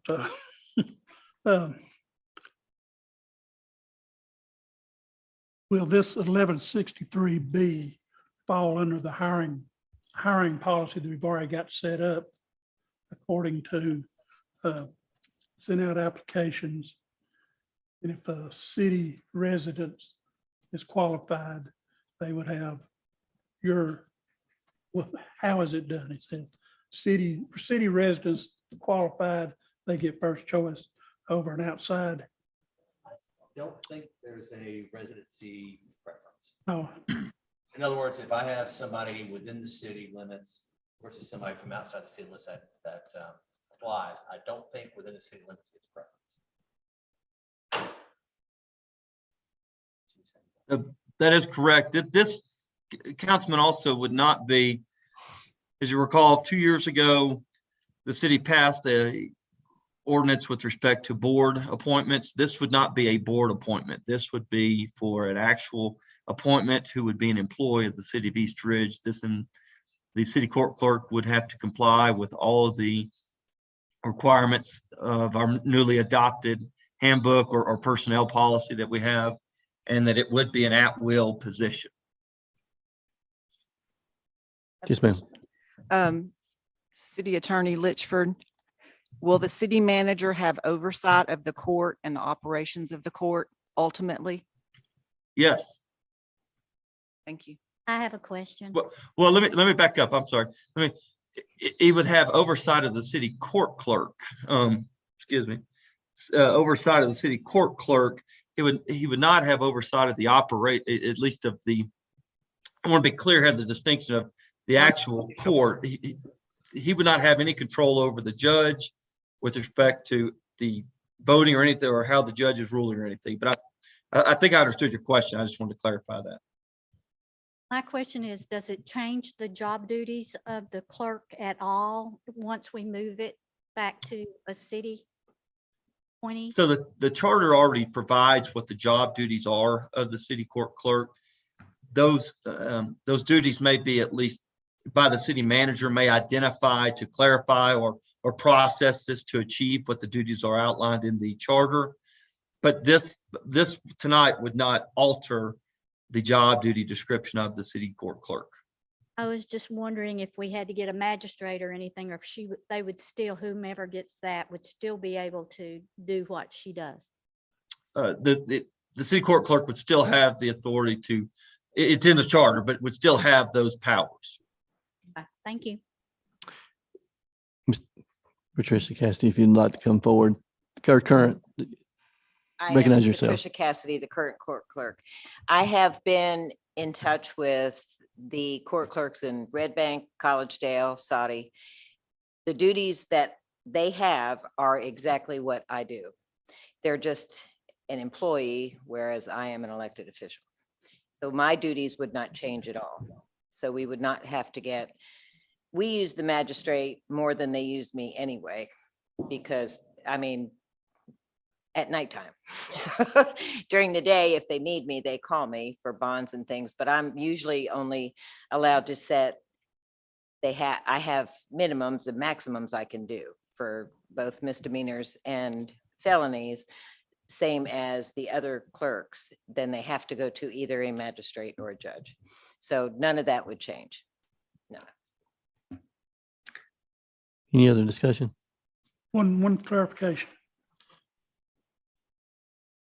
Mr. Litchford said that city court clerk would be under city manager. Okay. The rest of the court clerk's office will also be under you. Yes. Okay.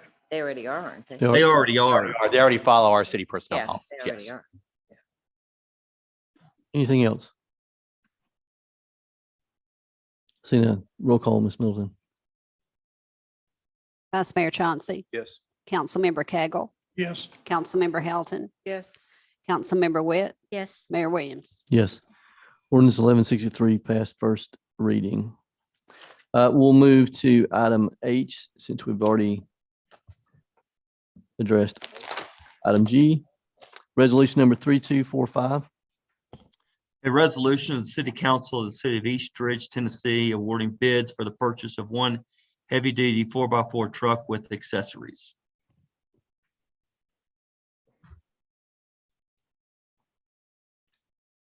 Chris Vaughn, Street Department Supervisor. Mayor, council, I've been working with the city manager for a little while on this to replace an old 98 model F450 that we've used since new. That's seen its day more or less. So it's kind of getting to begin as a safety hazard of pulling a trailer like the asphalt roller, skid steer, mini excavator. So I've been working with the city manager with wanting to replace it with this truck. Thank you, sir. Anything you'd like to add? No. I'll entertain a motion for resolution number 3245. Motion to approve resolution 3245. Second. A motion approved by Vice Mayor Chauncey and a second by Councilmember Cagle. Do we have any discussion? Yes, sir. Yes. So we're upgrading from a 450 to a 550. Okay. The snowplow is going to have a steel cutting blade, rubber cutting blade. Rubber. Okay. Is it already going to be ready to be attached to the truck? In other words, all the mounting frame is already under the truck. Okay. Right.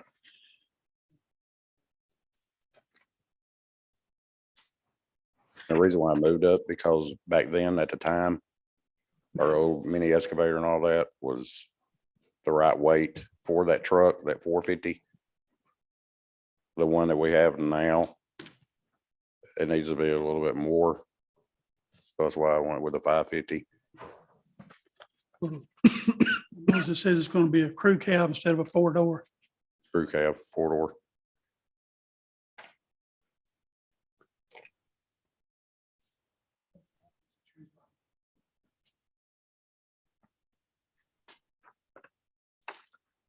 All righty. Is this truck going to be financed? Or we got the 90,000 too? We will be paying for it out of state street aid. Okay. We'll pay cash. Okay. Any other questions? Roll call, Ms. Middleton. Vice Mayor Chauncey, Yes. Councilmember Cagle, Yes. Councilmember Helton, Yes. Councilmember Witt, Yes. Mayor Williams. Yes. Thank you, Mayor, council. Thank you. Resolution 3245 pass. Move to item I, resolution 3246. A resolution of the City Council of the City of East Ridge, Tennessee, authorizing the city manager or his designee to purchase one 2022 Ford F-150 Interceptor from Lonnie Cobb Ford through the Tennessee Department of General Services statewide contract listing number 209-72318 pursuant to Tennessee Code annotated 12-3-1201B. Yes, Mayor, Council, this is requested to purchase an F-150 to replace a Dodge Charger that was totaled in a traffic crash a couple of weeks ago. It was not our fault. No. City Manager Throw that out Dorsey there. watched the video from the in-car camera just a little this afternoon. They didn't have a chance. A truck, actually a large pickup truck, pulled right out in front of them. They had no opportunity for any evasive maneuver or braking. Yeah. And it totaled the car. Yes. And I'm sorry, Mayor. oh, go ahead. Well, the truck that we're purchasing, the total cost on the vehicle is $40,501. The city received $25,144 from the insurance company on the crash car. And then out of that, for the F-150, $7,995 would be for accessories that would be paid out of the drug fund. The balance would be $7,362 to come out of fund balance. Thank you, sir. And what I was going to add on was I rolled up on that right after it happened, and they were very, very thankful that our officers were not severely injured. I think one went to the hospital. They both were transported. Both transported to the hospital. One. The only thing was a bloody nose. Yeah. So, yes. All right. I'll entertain a motion for resolution 3246. I make a motion to approve resolution number 3246. A motion to approve by Councilmember Witt and a second by Councilmember Helton. Do we have any discussion? Seeing none, roll call, Ms. Middleton. Vice Mayor Chauncey, Yes. Councilmember Cagle, Yes. Councilmember Helton, Yes. Councilmember Witt, Yes. Mayor Williams. Yes. Thank you. Drive safe.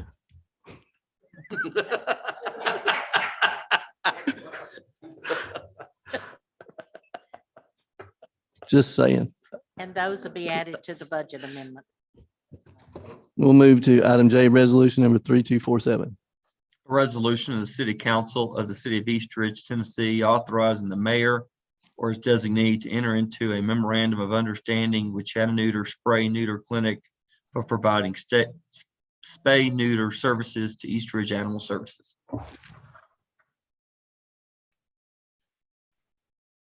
Yes, we have been using Chattanooga for about 4 years. And so they finally had to go up on their prices, and that we worked really well with them. They do a lot for us. And we have the original agreement is in here, a copy of it. And then behind it is the new agreement. So you can see the difference in the prices. They're really not going up that much. But some years we may go over $10,000 on spay and neuter, and the next year we may not. So we really wanted y'all to approve it because of the fluctuation. Thank you, ma'am. I'll entertain a motion for resolution number 3247. Motion to approve. Second. A motion to approve by Vice Mayor Chauncey and a second by Councilmember Witt. Do we have any discussion? I have one. Yes, sir. What is the average cost when we get a dog when they go down there? Because I noticed we can certify the dog or get a certificate and everything, that dog is actually costing us. And then what is the adoption fee, if they are any adoption fee? Because I understand sometimes we adopt them for nothing. I'll be honest, I'll have to get back to you on Okay. that one. Because I know they do have free adoptions sometimes. And we also had a grant at one time where they were paying for the spay and neuters on some of them. So I'll have to check into it and get back. I'll have an answer at the next meeting. Okay. Any other questions? I would like to say Yes, ma'am. something. Yes. If you happen to live in a neighborhood that has a lot of feral cats, this is great. So trust me, the neighborhood I live in, we use this. So thank you. Yes. Yes. Anyone else? See none, roll call, Ms. Middleton. Vice Mayor Chauncey, Yes. Councilmember Cagle, Yes. Councilmember Helton, Yes. Councilmember Witt, Yes. Mayor Williams. Yes. All right, we'll move to item K, resolution number 3248. A resolution of the City Council of the City of East Ridge, Tennessee, approving the execution and delivery of a development agreement with Star Community Builders LLC and Sterling Holdings LLC, and authorizing certain actions relating thereto. Council and Mayor, this is you all probably familiar with what we've kind of been working on over the last 4 to 6 weeks here. This is sort of the final action step with respect to the application that the city made to the state of Tennessee for a $13 million grant, which the purpose of was to help the developer for what we have coined as the gateway development and with public infrastructure improvements. And as part of the grants that the city has already applied for, a development agreement is required to be entered into. And this development agreement provides for the city, the IDB, and both Star Builders and Sterling Holdings to enter into this development agreement. It provides the process for how the city would go forward for the application grant, together with the funds that are received would be passed through to the IDB, held in an interest-bearing account, and then would be distributed to the developer based upon certain metrics that are met. Those metrics are ones that have been agreed upon by the developer, and we're very excited to be able to announce that we believe that this development agreement, as it is drafted here, will allow us to put us in the best position with the state to get us the $13 million, which would then go towards the public infrastructure improvements that we have seen the development really over the last 2.5 years, really come, what you see, the dirt work, the stadium, they're starting on the south portion of the development, and this will all help facilitate and expedite the development, and that would be a win for everybody as you see this development progress. Thank you, sir. I'll entertain a motion for resolution number 3248. Motion to approve resolution number 3248. Second. We have a motion to approve by Councilmember Hilton and a second by Councilmember Witt. Do we have any discussion?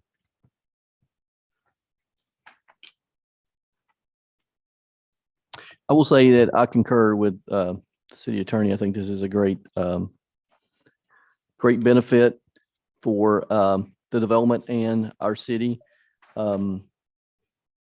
This grant is earmarked specifically for economic development. So it's very limited to what this can be spent on. So we also have, some release requirements and milestones, and then we have some security built in just to ensure that, we both are protected for completion of the intent for this, which we have no doubt that it won't. And it's going to be a great help to expedite and increase this development quicker and faster. So I'm very excited for this. So with no other discussion, roll call, Ms. Middleton. Vice Mayor Chauncey, Yes. Councilmember Cagle, Yes. Councilmember Helton, Yes. Councilmember Witt, Yes. Mayor Williams. Yes. Resolution 3248 passed. We will move to item L, discussion of North Mac Smith Road enhancements.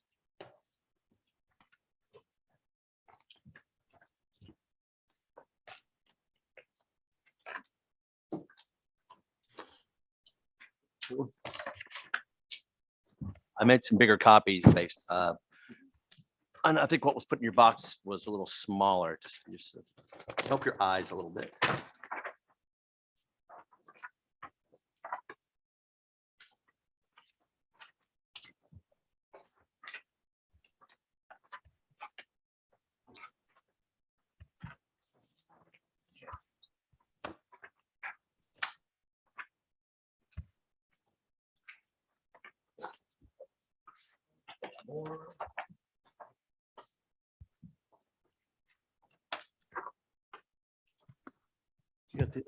You got one more coming too? Out mine. Oh, except for Janet doesn't have a copy, right? Okay, No, three I for don't- everybody else. yeah, I don't think Janet's got a copy. Yes. I've got some, so you, Yeah, these the there's same ones you gave there's me three. yesterday? Yeah, I still got mine. Yes. one. Okay.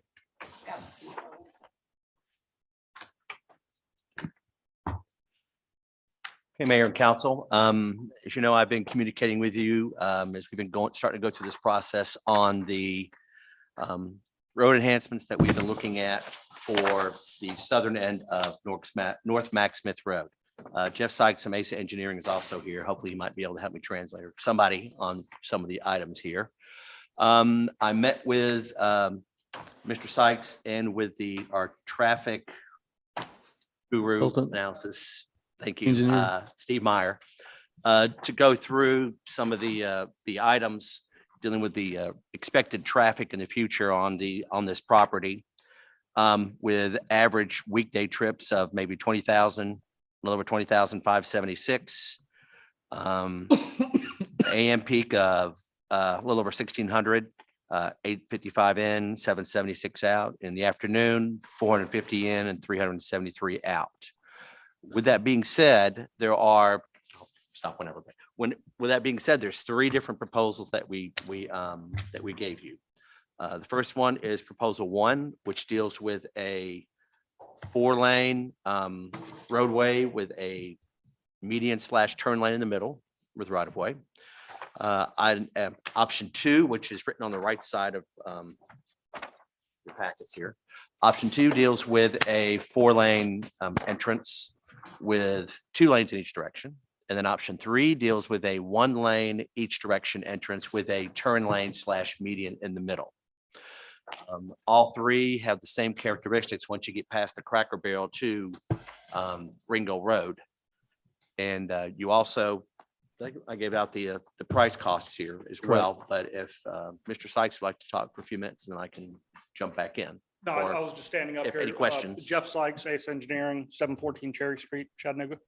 I was just standing up here in case you needed any questions answered, but you're doing Perfect. great. Thank you. So the first option, which is the one that has the ASA header page on it. It shows that's the option I mentioned that has the 2 lanes each way along with the median / turn lane in the middle.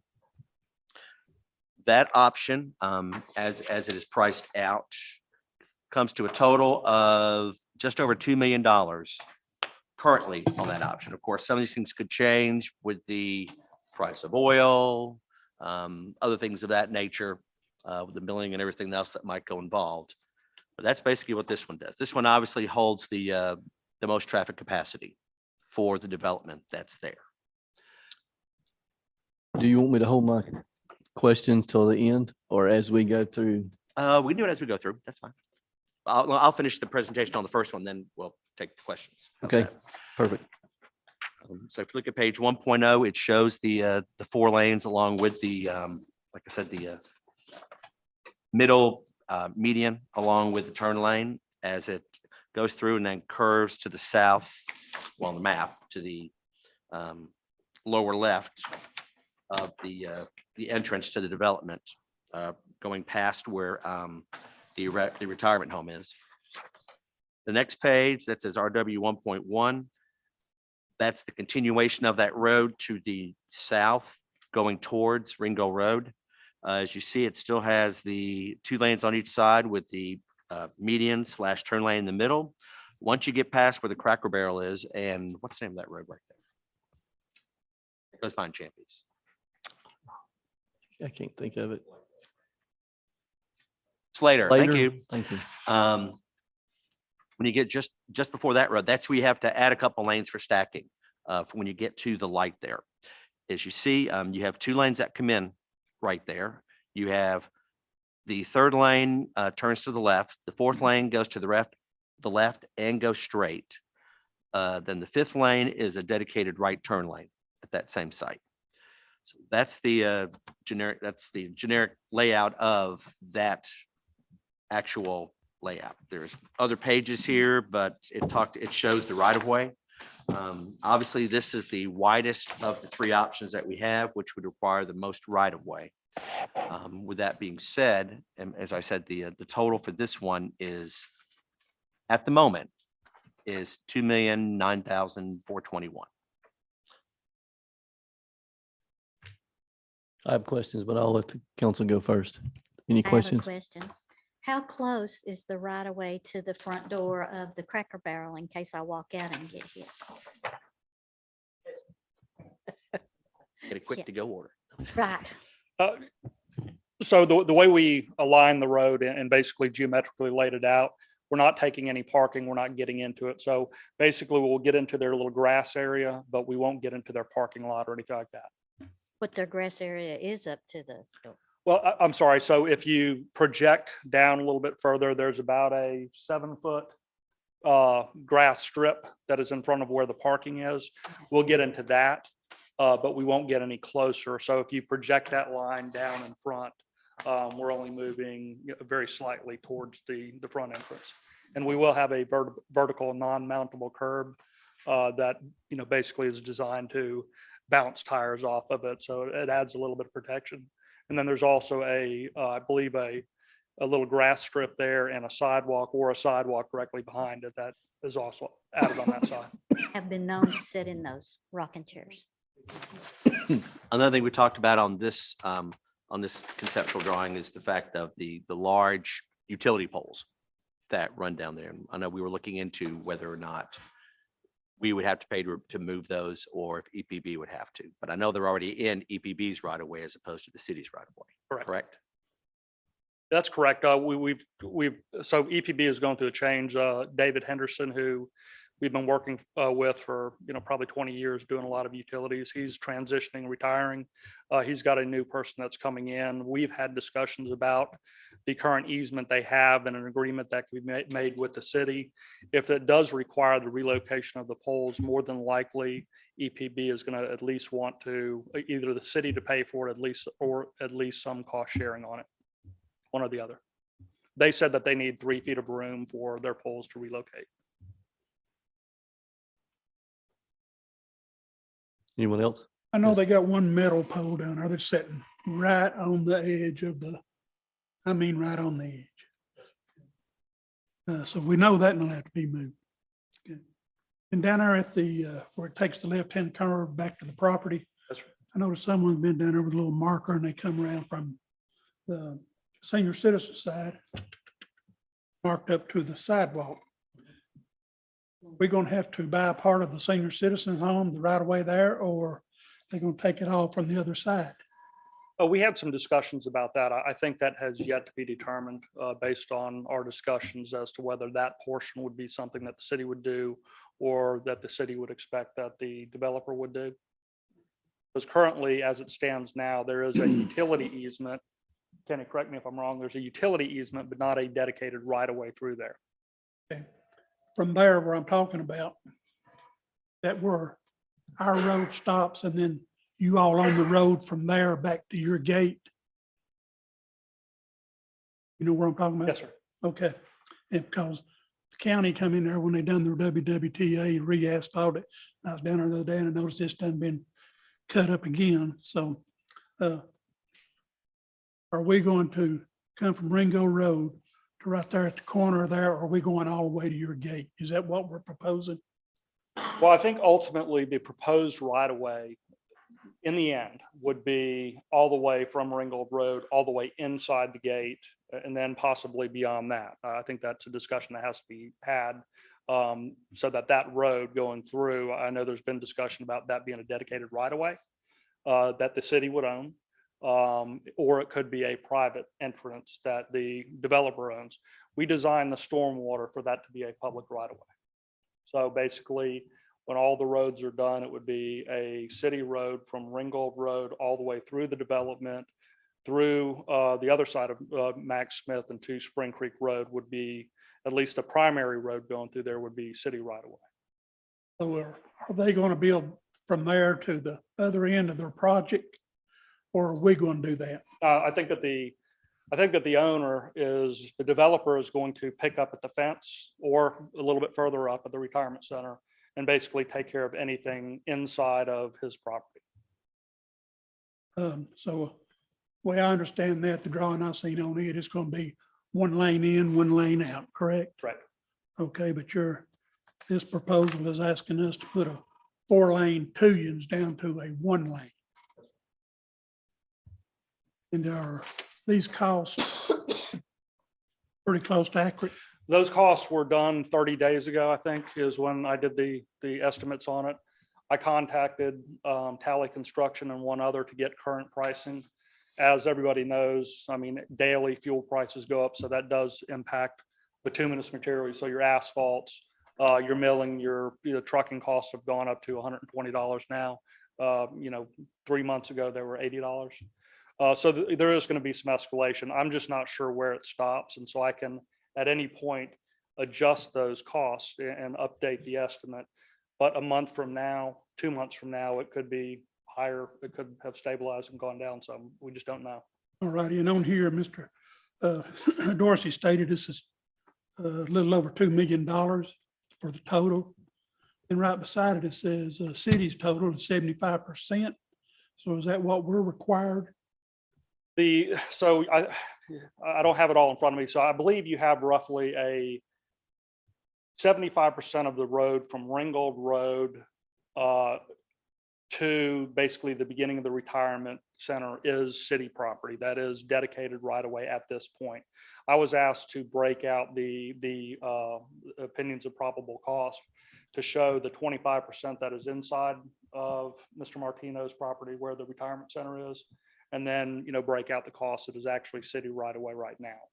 And so that's what you're seeing is 25% that is the retirement center section to the fence, and then the 75% is the city right away as it stands today. That was my next question. Who was the private total going to? So Who was the what? the private total, the way it's listed here. I think Private I broke total it out. says 25%. Correct. I think I broke it out so that under that 75%, it would be the total for the city's portion. And then I think I broke it out, the 25%. The grand total, if there is a grand total line, then it may be both sections combined. Okay. I'd asked Mr. Sykes to break those two things out because I was asked by you and a couple other council people. Where does the road stop and start? Does it start at Ringo Road and end when you get to the beginning of Mr. Martino's property at the retirement center, since that's all now zoned as part of his project? Or does the road go all the way around the curve to where the gate is? So that's why he broke that out. Okay. Now, so these figures, 75%. It's like on landscaping and irrigation. His total is $100,000. 75%. Got down here $95,000. So to me, well, that should have been 75,000. So yeah, let me explain that. That can be confusion. So That'll help you. there's some items that are on here that are not 75%, 25%. So basically, if you look at the asphalt items, the sidewalks, I think most of your major items, then it is proportional to the length of the road. But if you look at, that plan, there's a lot of landscape median that is on the city's portion, but does not extend into the site. And also the road narrows down. So you have a transition from a 4-lane divided to roughly a 3-lane as you go into the site. So proportionally asphalt, there's a little bit more asphalt on the city portion than there is on the private section. Okay. And on this price proposal here, where it's the 2-lane with the center turn lane, Yes, sir.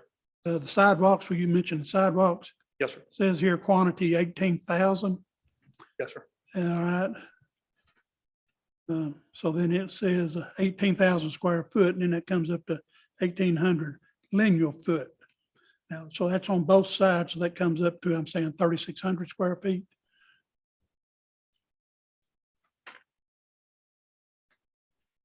I think you're on the first page, right? I'm on the one that says 2 lanes without. Yeah, so you're looking at the 2-lane without, I'm sorry. Are you looking at 2-lane with the center turn 2-lane with median? center lane. Okay, with the center turn lane? So on that one right there, so on the other two options, I think we have a sidewalk on one side of the road.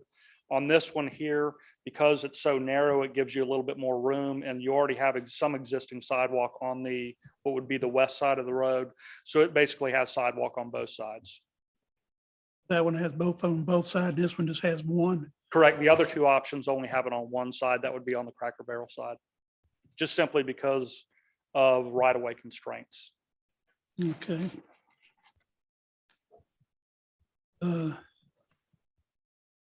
Down here, it's signal, traffic. The city's assuming all the cost on all of that. Yes, sir, because that's up at the Ringo Road end. Yes.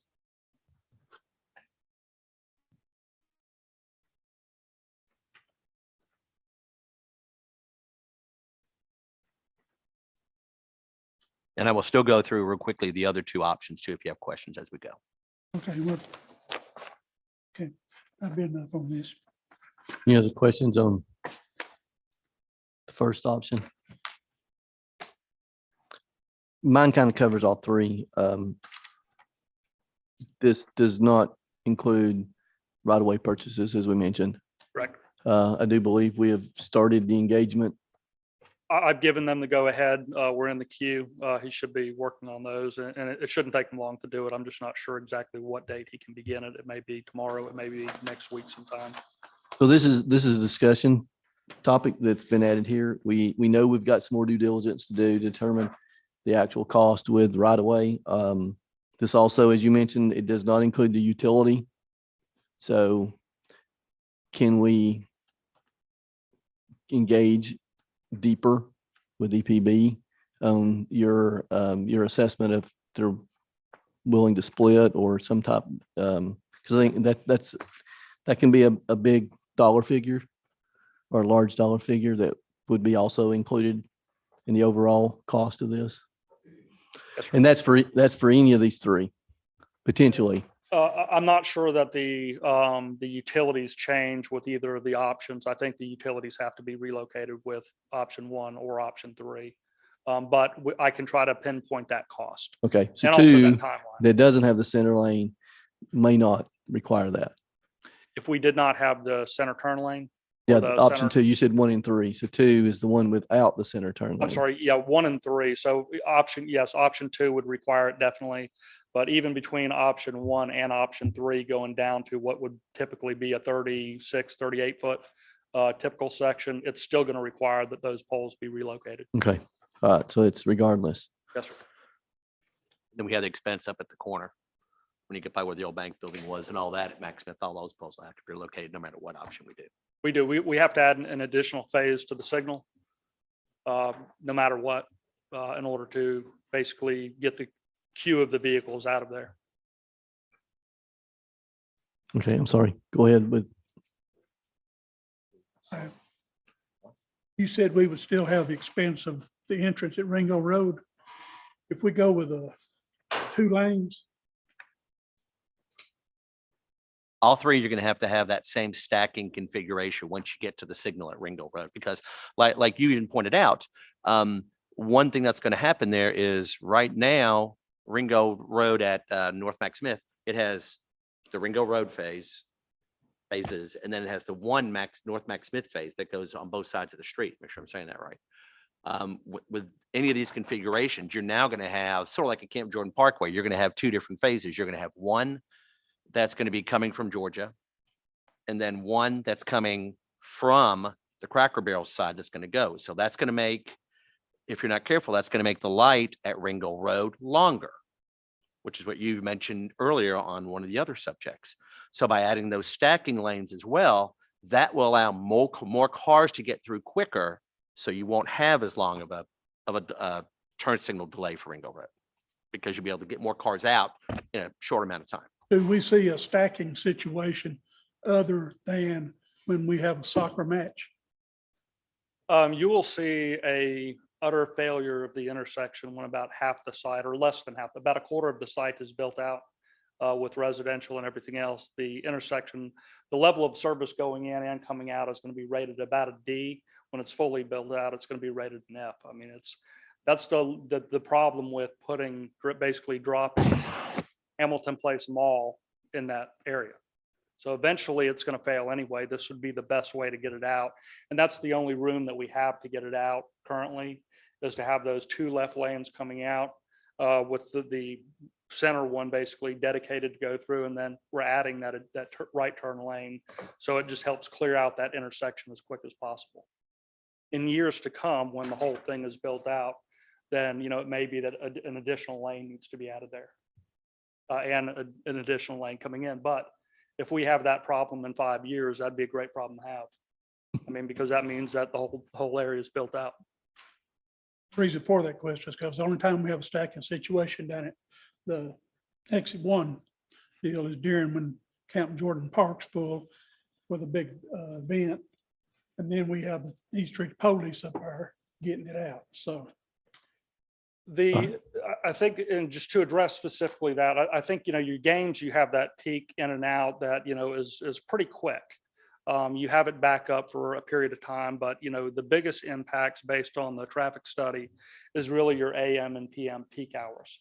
And it's mostly generated by the additional residential, the additional office, the additional, places that employees are going to and leaving the site, during that 8 a.m.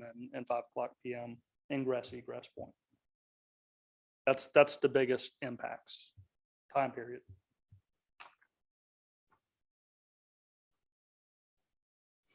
Okay, I'll move on to option 2.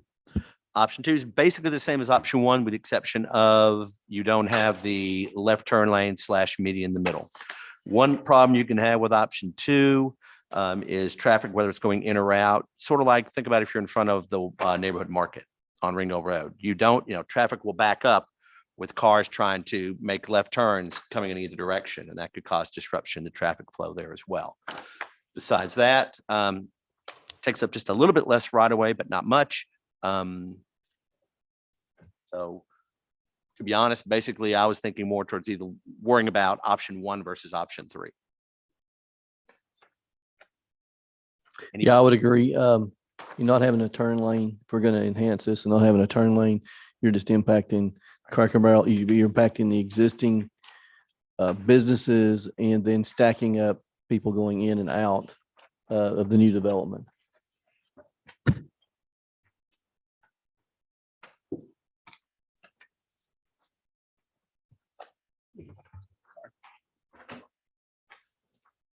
Anything else on? So I'm gonna go ahead and go to option 3. So option 3, it's sort of a scaled down version of option 1, where you have one lane in each direction, plus you have the center turn lane / median in the middle. And remember, I said everything past, I use Cracker Barrel's reference, everything from Cracker Barrel back to Ringgold Road is still staged the same because of all the traffic. I know we talked about one lane in and out at Mr. Martino's development. But once you get to this part of the road, you want to make sure you still have the volume for the traffic to be able to go in and out on that area. And one suggestion that was talked about too, which might make this even more inviting, is, if one thing we're trying to do is work with the traffic counts that are there, we could always build a road with one lane each direction with a turn lane, go ahead and buy the right of way now for the sides. And then as the development proceeds and have it look, professional and ready to go. And then as the development proceeds and more property taxes generated at that point, when the traffic does increase, be able to make sure we plan it ahead of time, but then be able to plan to add additional widening of the road with an extra lane in each direction. I offer one suggestion. As y'all know, I work for the city on this project, and one of my recommendations there is we need to accommodate the storm drainage. So doing the one lane each direction center turn lane, then basically, roughly 15 feet either side or 20 feet either side of the center line is where your pipe's going to be, where your curb and gutter and everything is going to be. Then if you widen it later, that pipe and that curb and gutter have to move, and that's a pretty big cost to tackle. There may be provisions that can be fit into the design considerations where we move the pipe out where a future curb and gutter may be. But that's something I did want to point out because I thought about exactly that.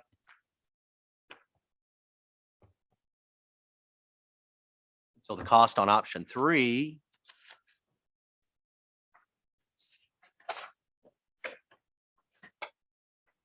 moment here shows $1,823,000. So it's only $200,000 less than adding the additional lane. But as we said, that doesn't include right of way, or as Mr. Sykes says, you'll be moving the poles on either of the options anyway.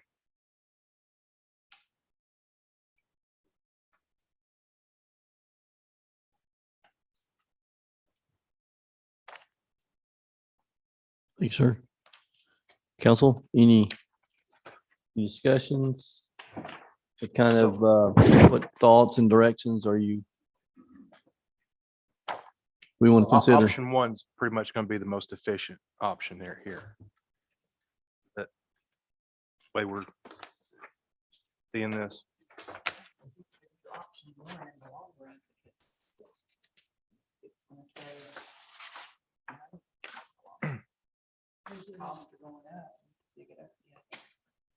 We're going to do it right. We'll just do it right the first time. Just depends on how you want to spread the money. Option one's going to give you a throughput. It's also going to support the existing businesses up and down along Mac Smith, giving them the access to getting in and out and having 2 lanes both way and a turn lane. So it's benefiting, it's a I see it multi-beneficial for existing business in this new development.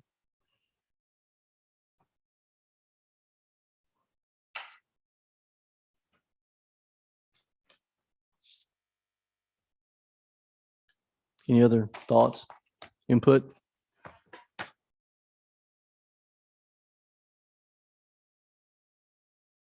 Want to provide a direction? I'd like to have a workshop on it to discuss it. Well, we need to, if we've got an idea, we need to go ahead and get some additional, try to dig in, get some more additional costs on the right of way, which I think you've actually engaging. They haven't started yet, but they've been engaged. And then if we can engage EPB and start looking at those costs for the utilities, we can then have, I think, a better workshop when you have your We're figures. already obligated ourselves to improving the roadway in and out. I would agree with that. We gotta I would agree with that. decide on how much improvement. Correct. Stupid question here. We've talked about the EPB utilities having to be moved. I've had experience before where it takes a long time sometimes for EPB to move utilities.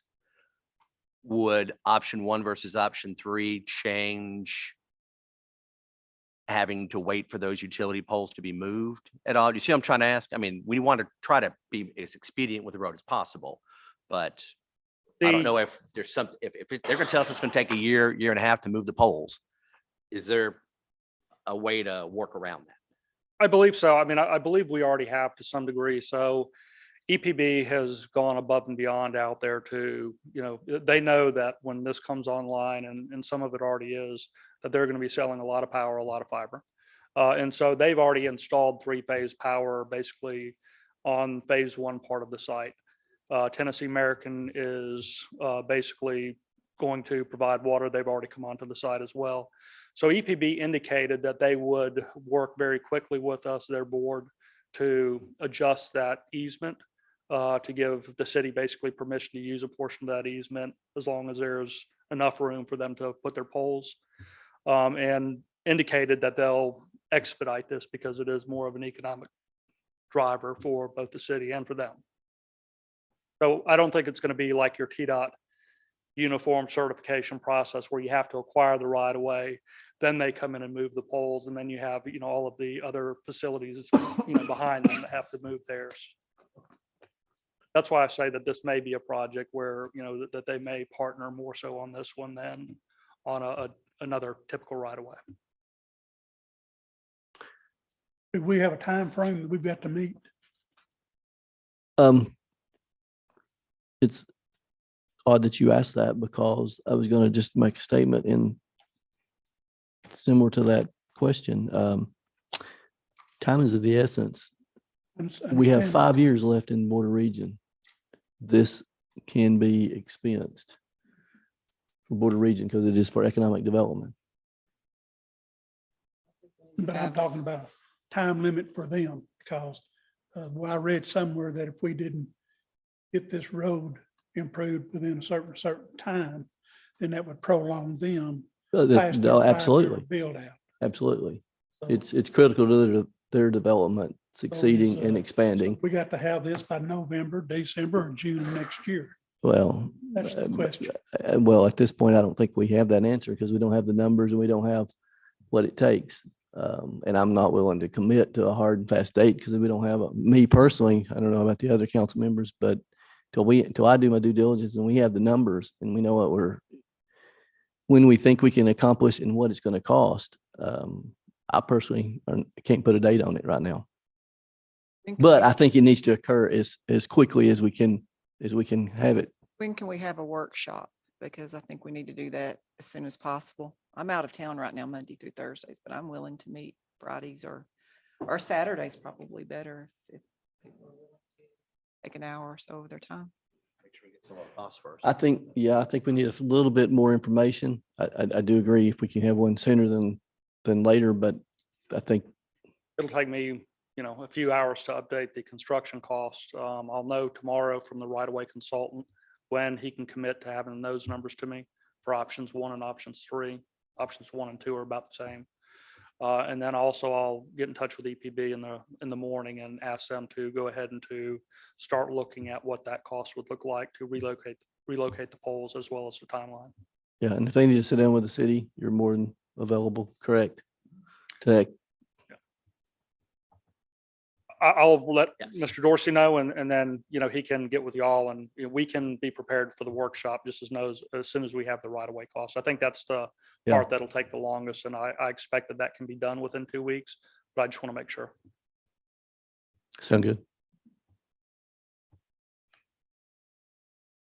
Okay. Thank you for all the work. Thank you very much. Thank you. Yes, thank you.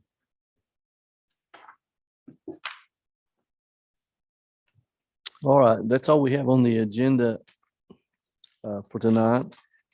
The next item, unless there's anyone has anything else. Well, smart. So then I'll move to the discussion of the tentative agenda. So underneath, well, we got the table. That would be old, it would be classified as old business to what the table. Yes. Yeah. So I'll put it at the top here. So we have the tabling of ordinance number 1160. So that is on here, but it's as second. So that would actually be for the first reading again for ordinance number 1160. Does anyone have any other questions on it?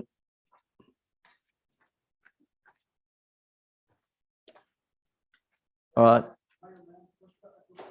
Yes.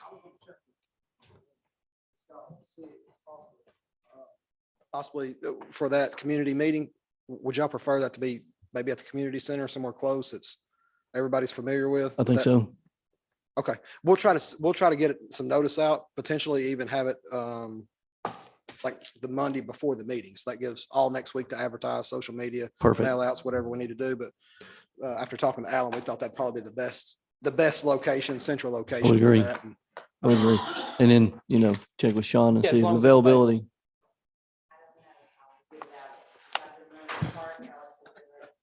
Yes. I know we get That's great. That'd be great to have that prior to the next meeting. that up. and Yes. At least we know where we're going. Yep. Anything else? All right. The next item will be the second and final reading for ordinance number 1161. Have any discussion items on it?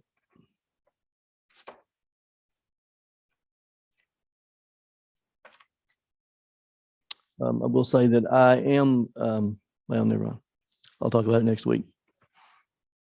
Nothing else, then we'll move to item C, ordinance number 1161, or I'm sorry, ordinance number 1162. That'll be second and final reading for the amendment, the fiscal year budget, and you may have some I'll additional. be adding the You'll be police adding, car. and correct? the- And the truck. Thank you. Any questions? Then the next one is ordinance number 1163. That would be the second and final reading. 1163B. I think the way that we read it was, he It's gonna read, cut off the letter. yeah, it's going to cut off the When you letter. pick one, we'll just keep it. as Once that we list. got the direction, then the city attorney read the caption for B, but it'll just be 1163. Thank you. That would be the second and final reading for it. Under old business, we have an unnumbered resolution to donation to the East Ridge High School. Yes, sir. You know how we have in the budget where y'all give $500 to each school? Last year, we didn't do anything because they didn't have school. They had school, but they weren't in school. And so I've gotten the first request and it was from the high school. And the letter he wrote was really nice. I put it in there and he's going to try to be here that Perfect. Thursday night. Any questions, council? Will we just be giving it to this school or will we go ahead and give it to all four? Well, That was my they'll question. send me a letter. And he's been talking to, of course, he's talking to the middle school up there. And we're waiting to see if they will, what they each want to use it for, and they'll send me a letter. Get $500. So I think your question was one I was gonna have. Do we just need to do this for all of them, or do we normally wait till they request and? Really, it depends on how you want it. If you want to go ahead and do all of them, we can. Or I I can say we get go it. ahead and send out letters to the other ones and then get back what they want. Right. And then we can. Yeah, I like that idea. Well, actually, Principal Juan, I'm going through the academy with him, the Citizens Police Academy. And so we talked, I mentioned it to him there. So Yeah, if we get responses before next council meeting, we I'll can try. just try to do. I know you'll. Anything else on that? All right, that's all that we have on the agenda. I will say I need to add an item to new business. I've been reached out to by the East Region Needy Child Fund, and they are wanting to have an outdoor fundraiser in May, and they would like to request permission for that. And Mr. Howell. Mr. Howell may want to talk about didn't the bring his special request for the outdoor Yeah, fundraiser. They're wanting to do for the Needy Child Fund fundraiser there. So basically what it is, we have an open air ordinance or open air market ordinance, basically says you can have certain zones like the agricultural zone, the C2 and the M2, you can have these in. A1 leaving, that is a permitted use. C2 and M2, it's a use on review. So we could use this as a use on review as well if you wanted to do it that way.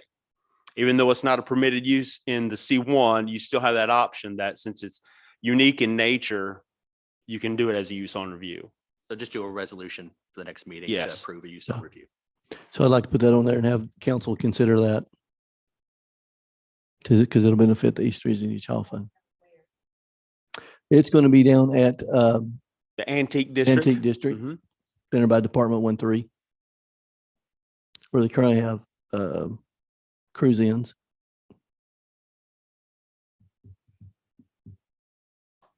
Thank you, sir. Any questions? Any other items we need to add to the agenda, tentative agenda? I hear none. Thanks, everyone, for attending. You'll have a great evening, and this meeting is adjourned.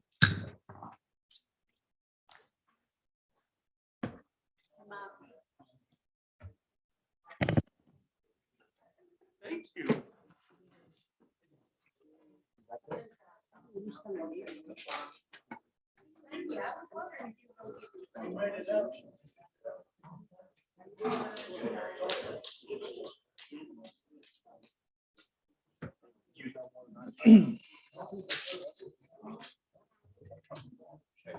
Hello.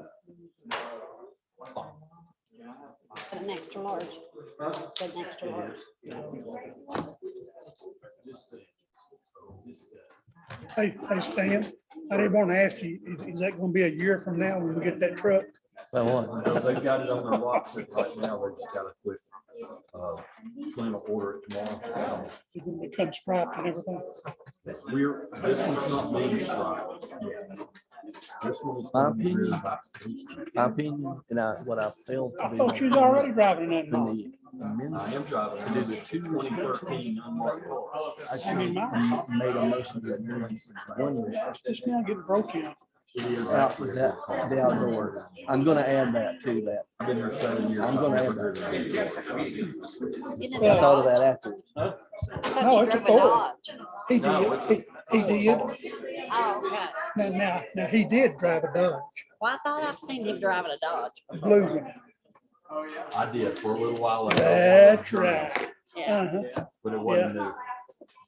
Well, it was new when we bought it.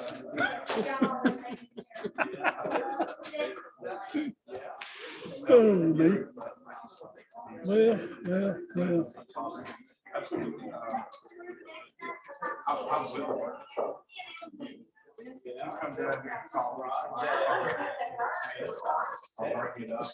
Down these steps now.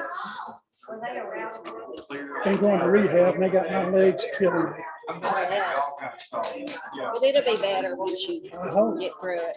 You know, the hardest part is standing here with your arms crossed in front of you, with your eyes closed. Oh, God, I fall over. Oh, I do.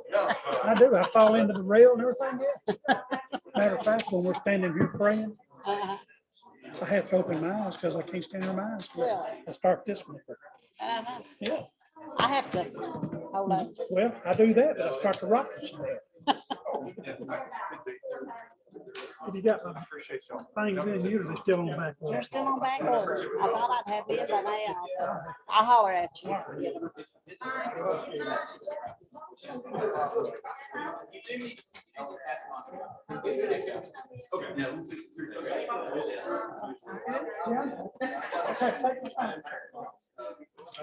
Don't get no hurry.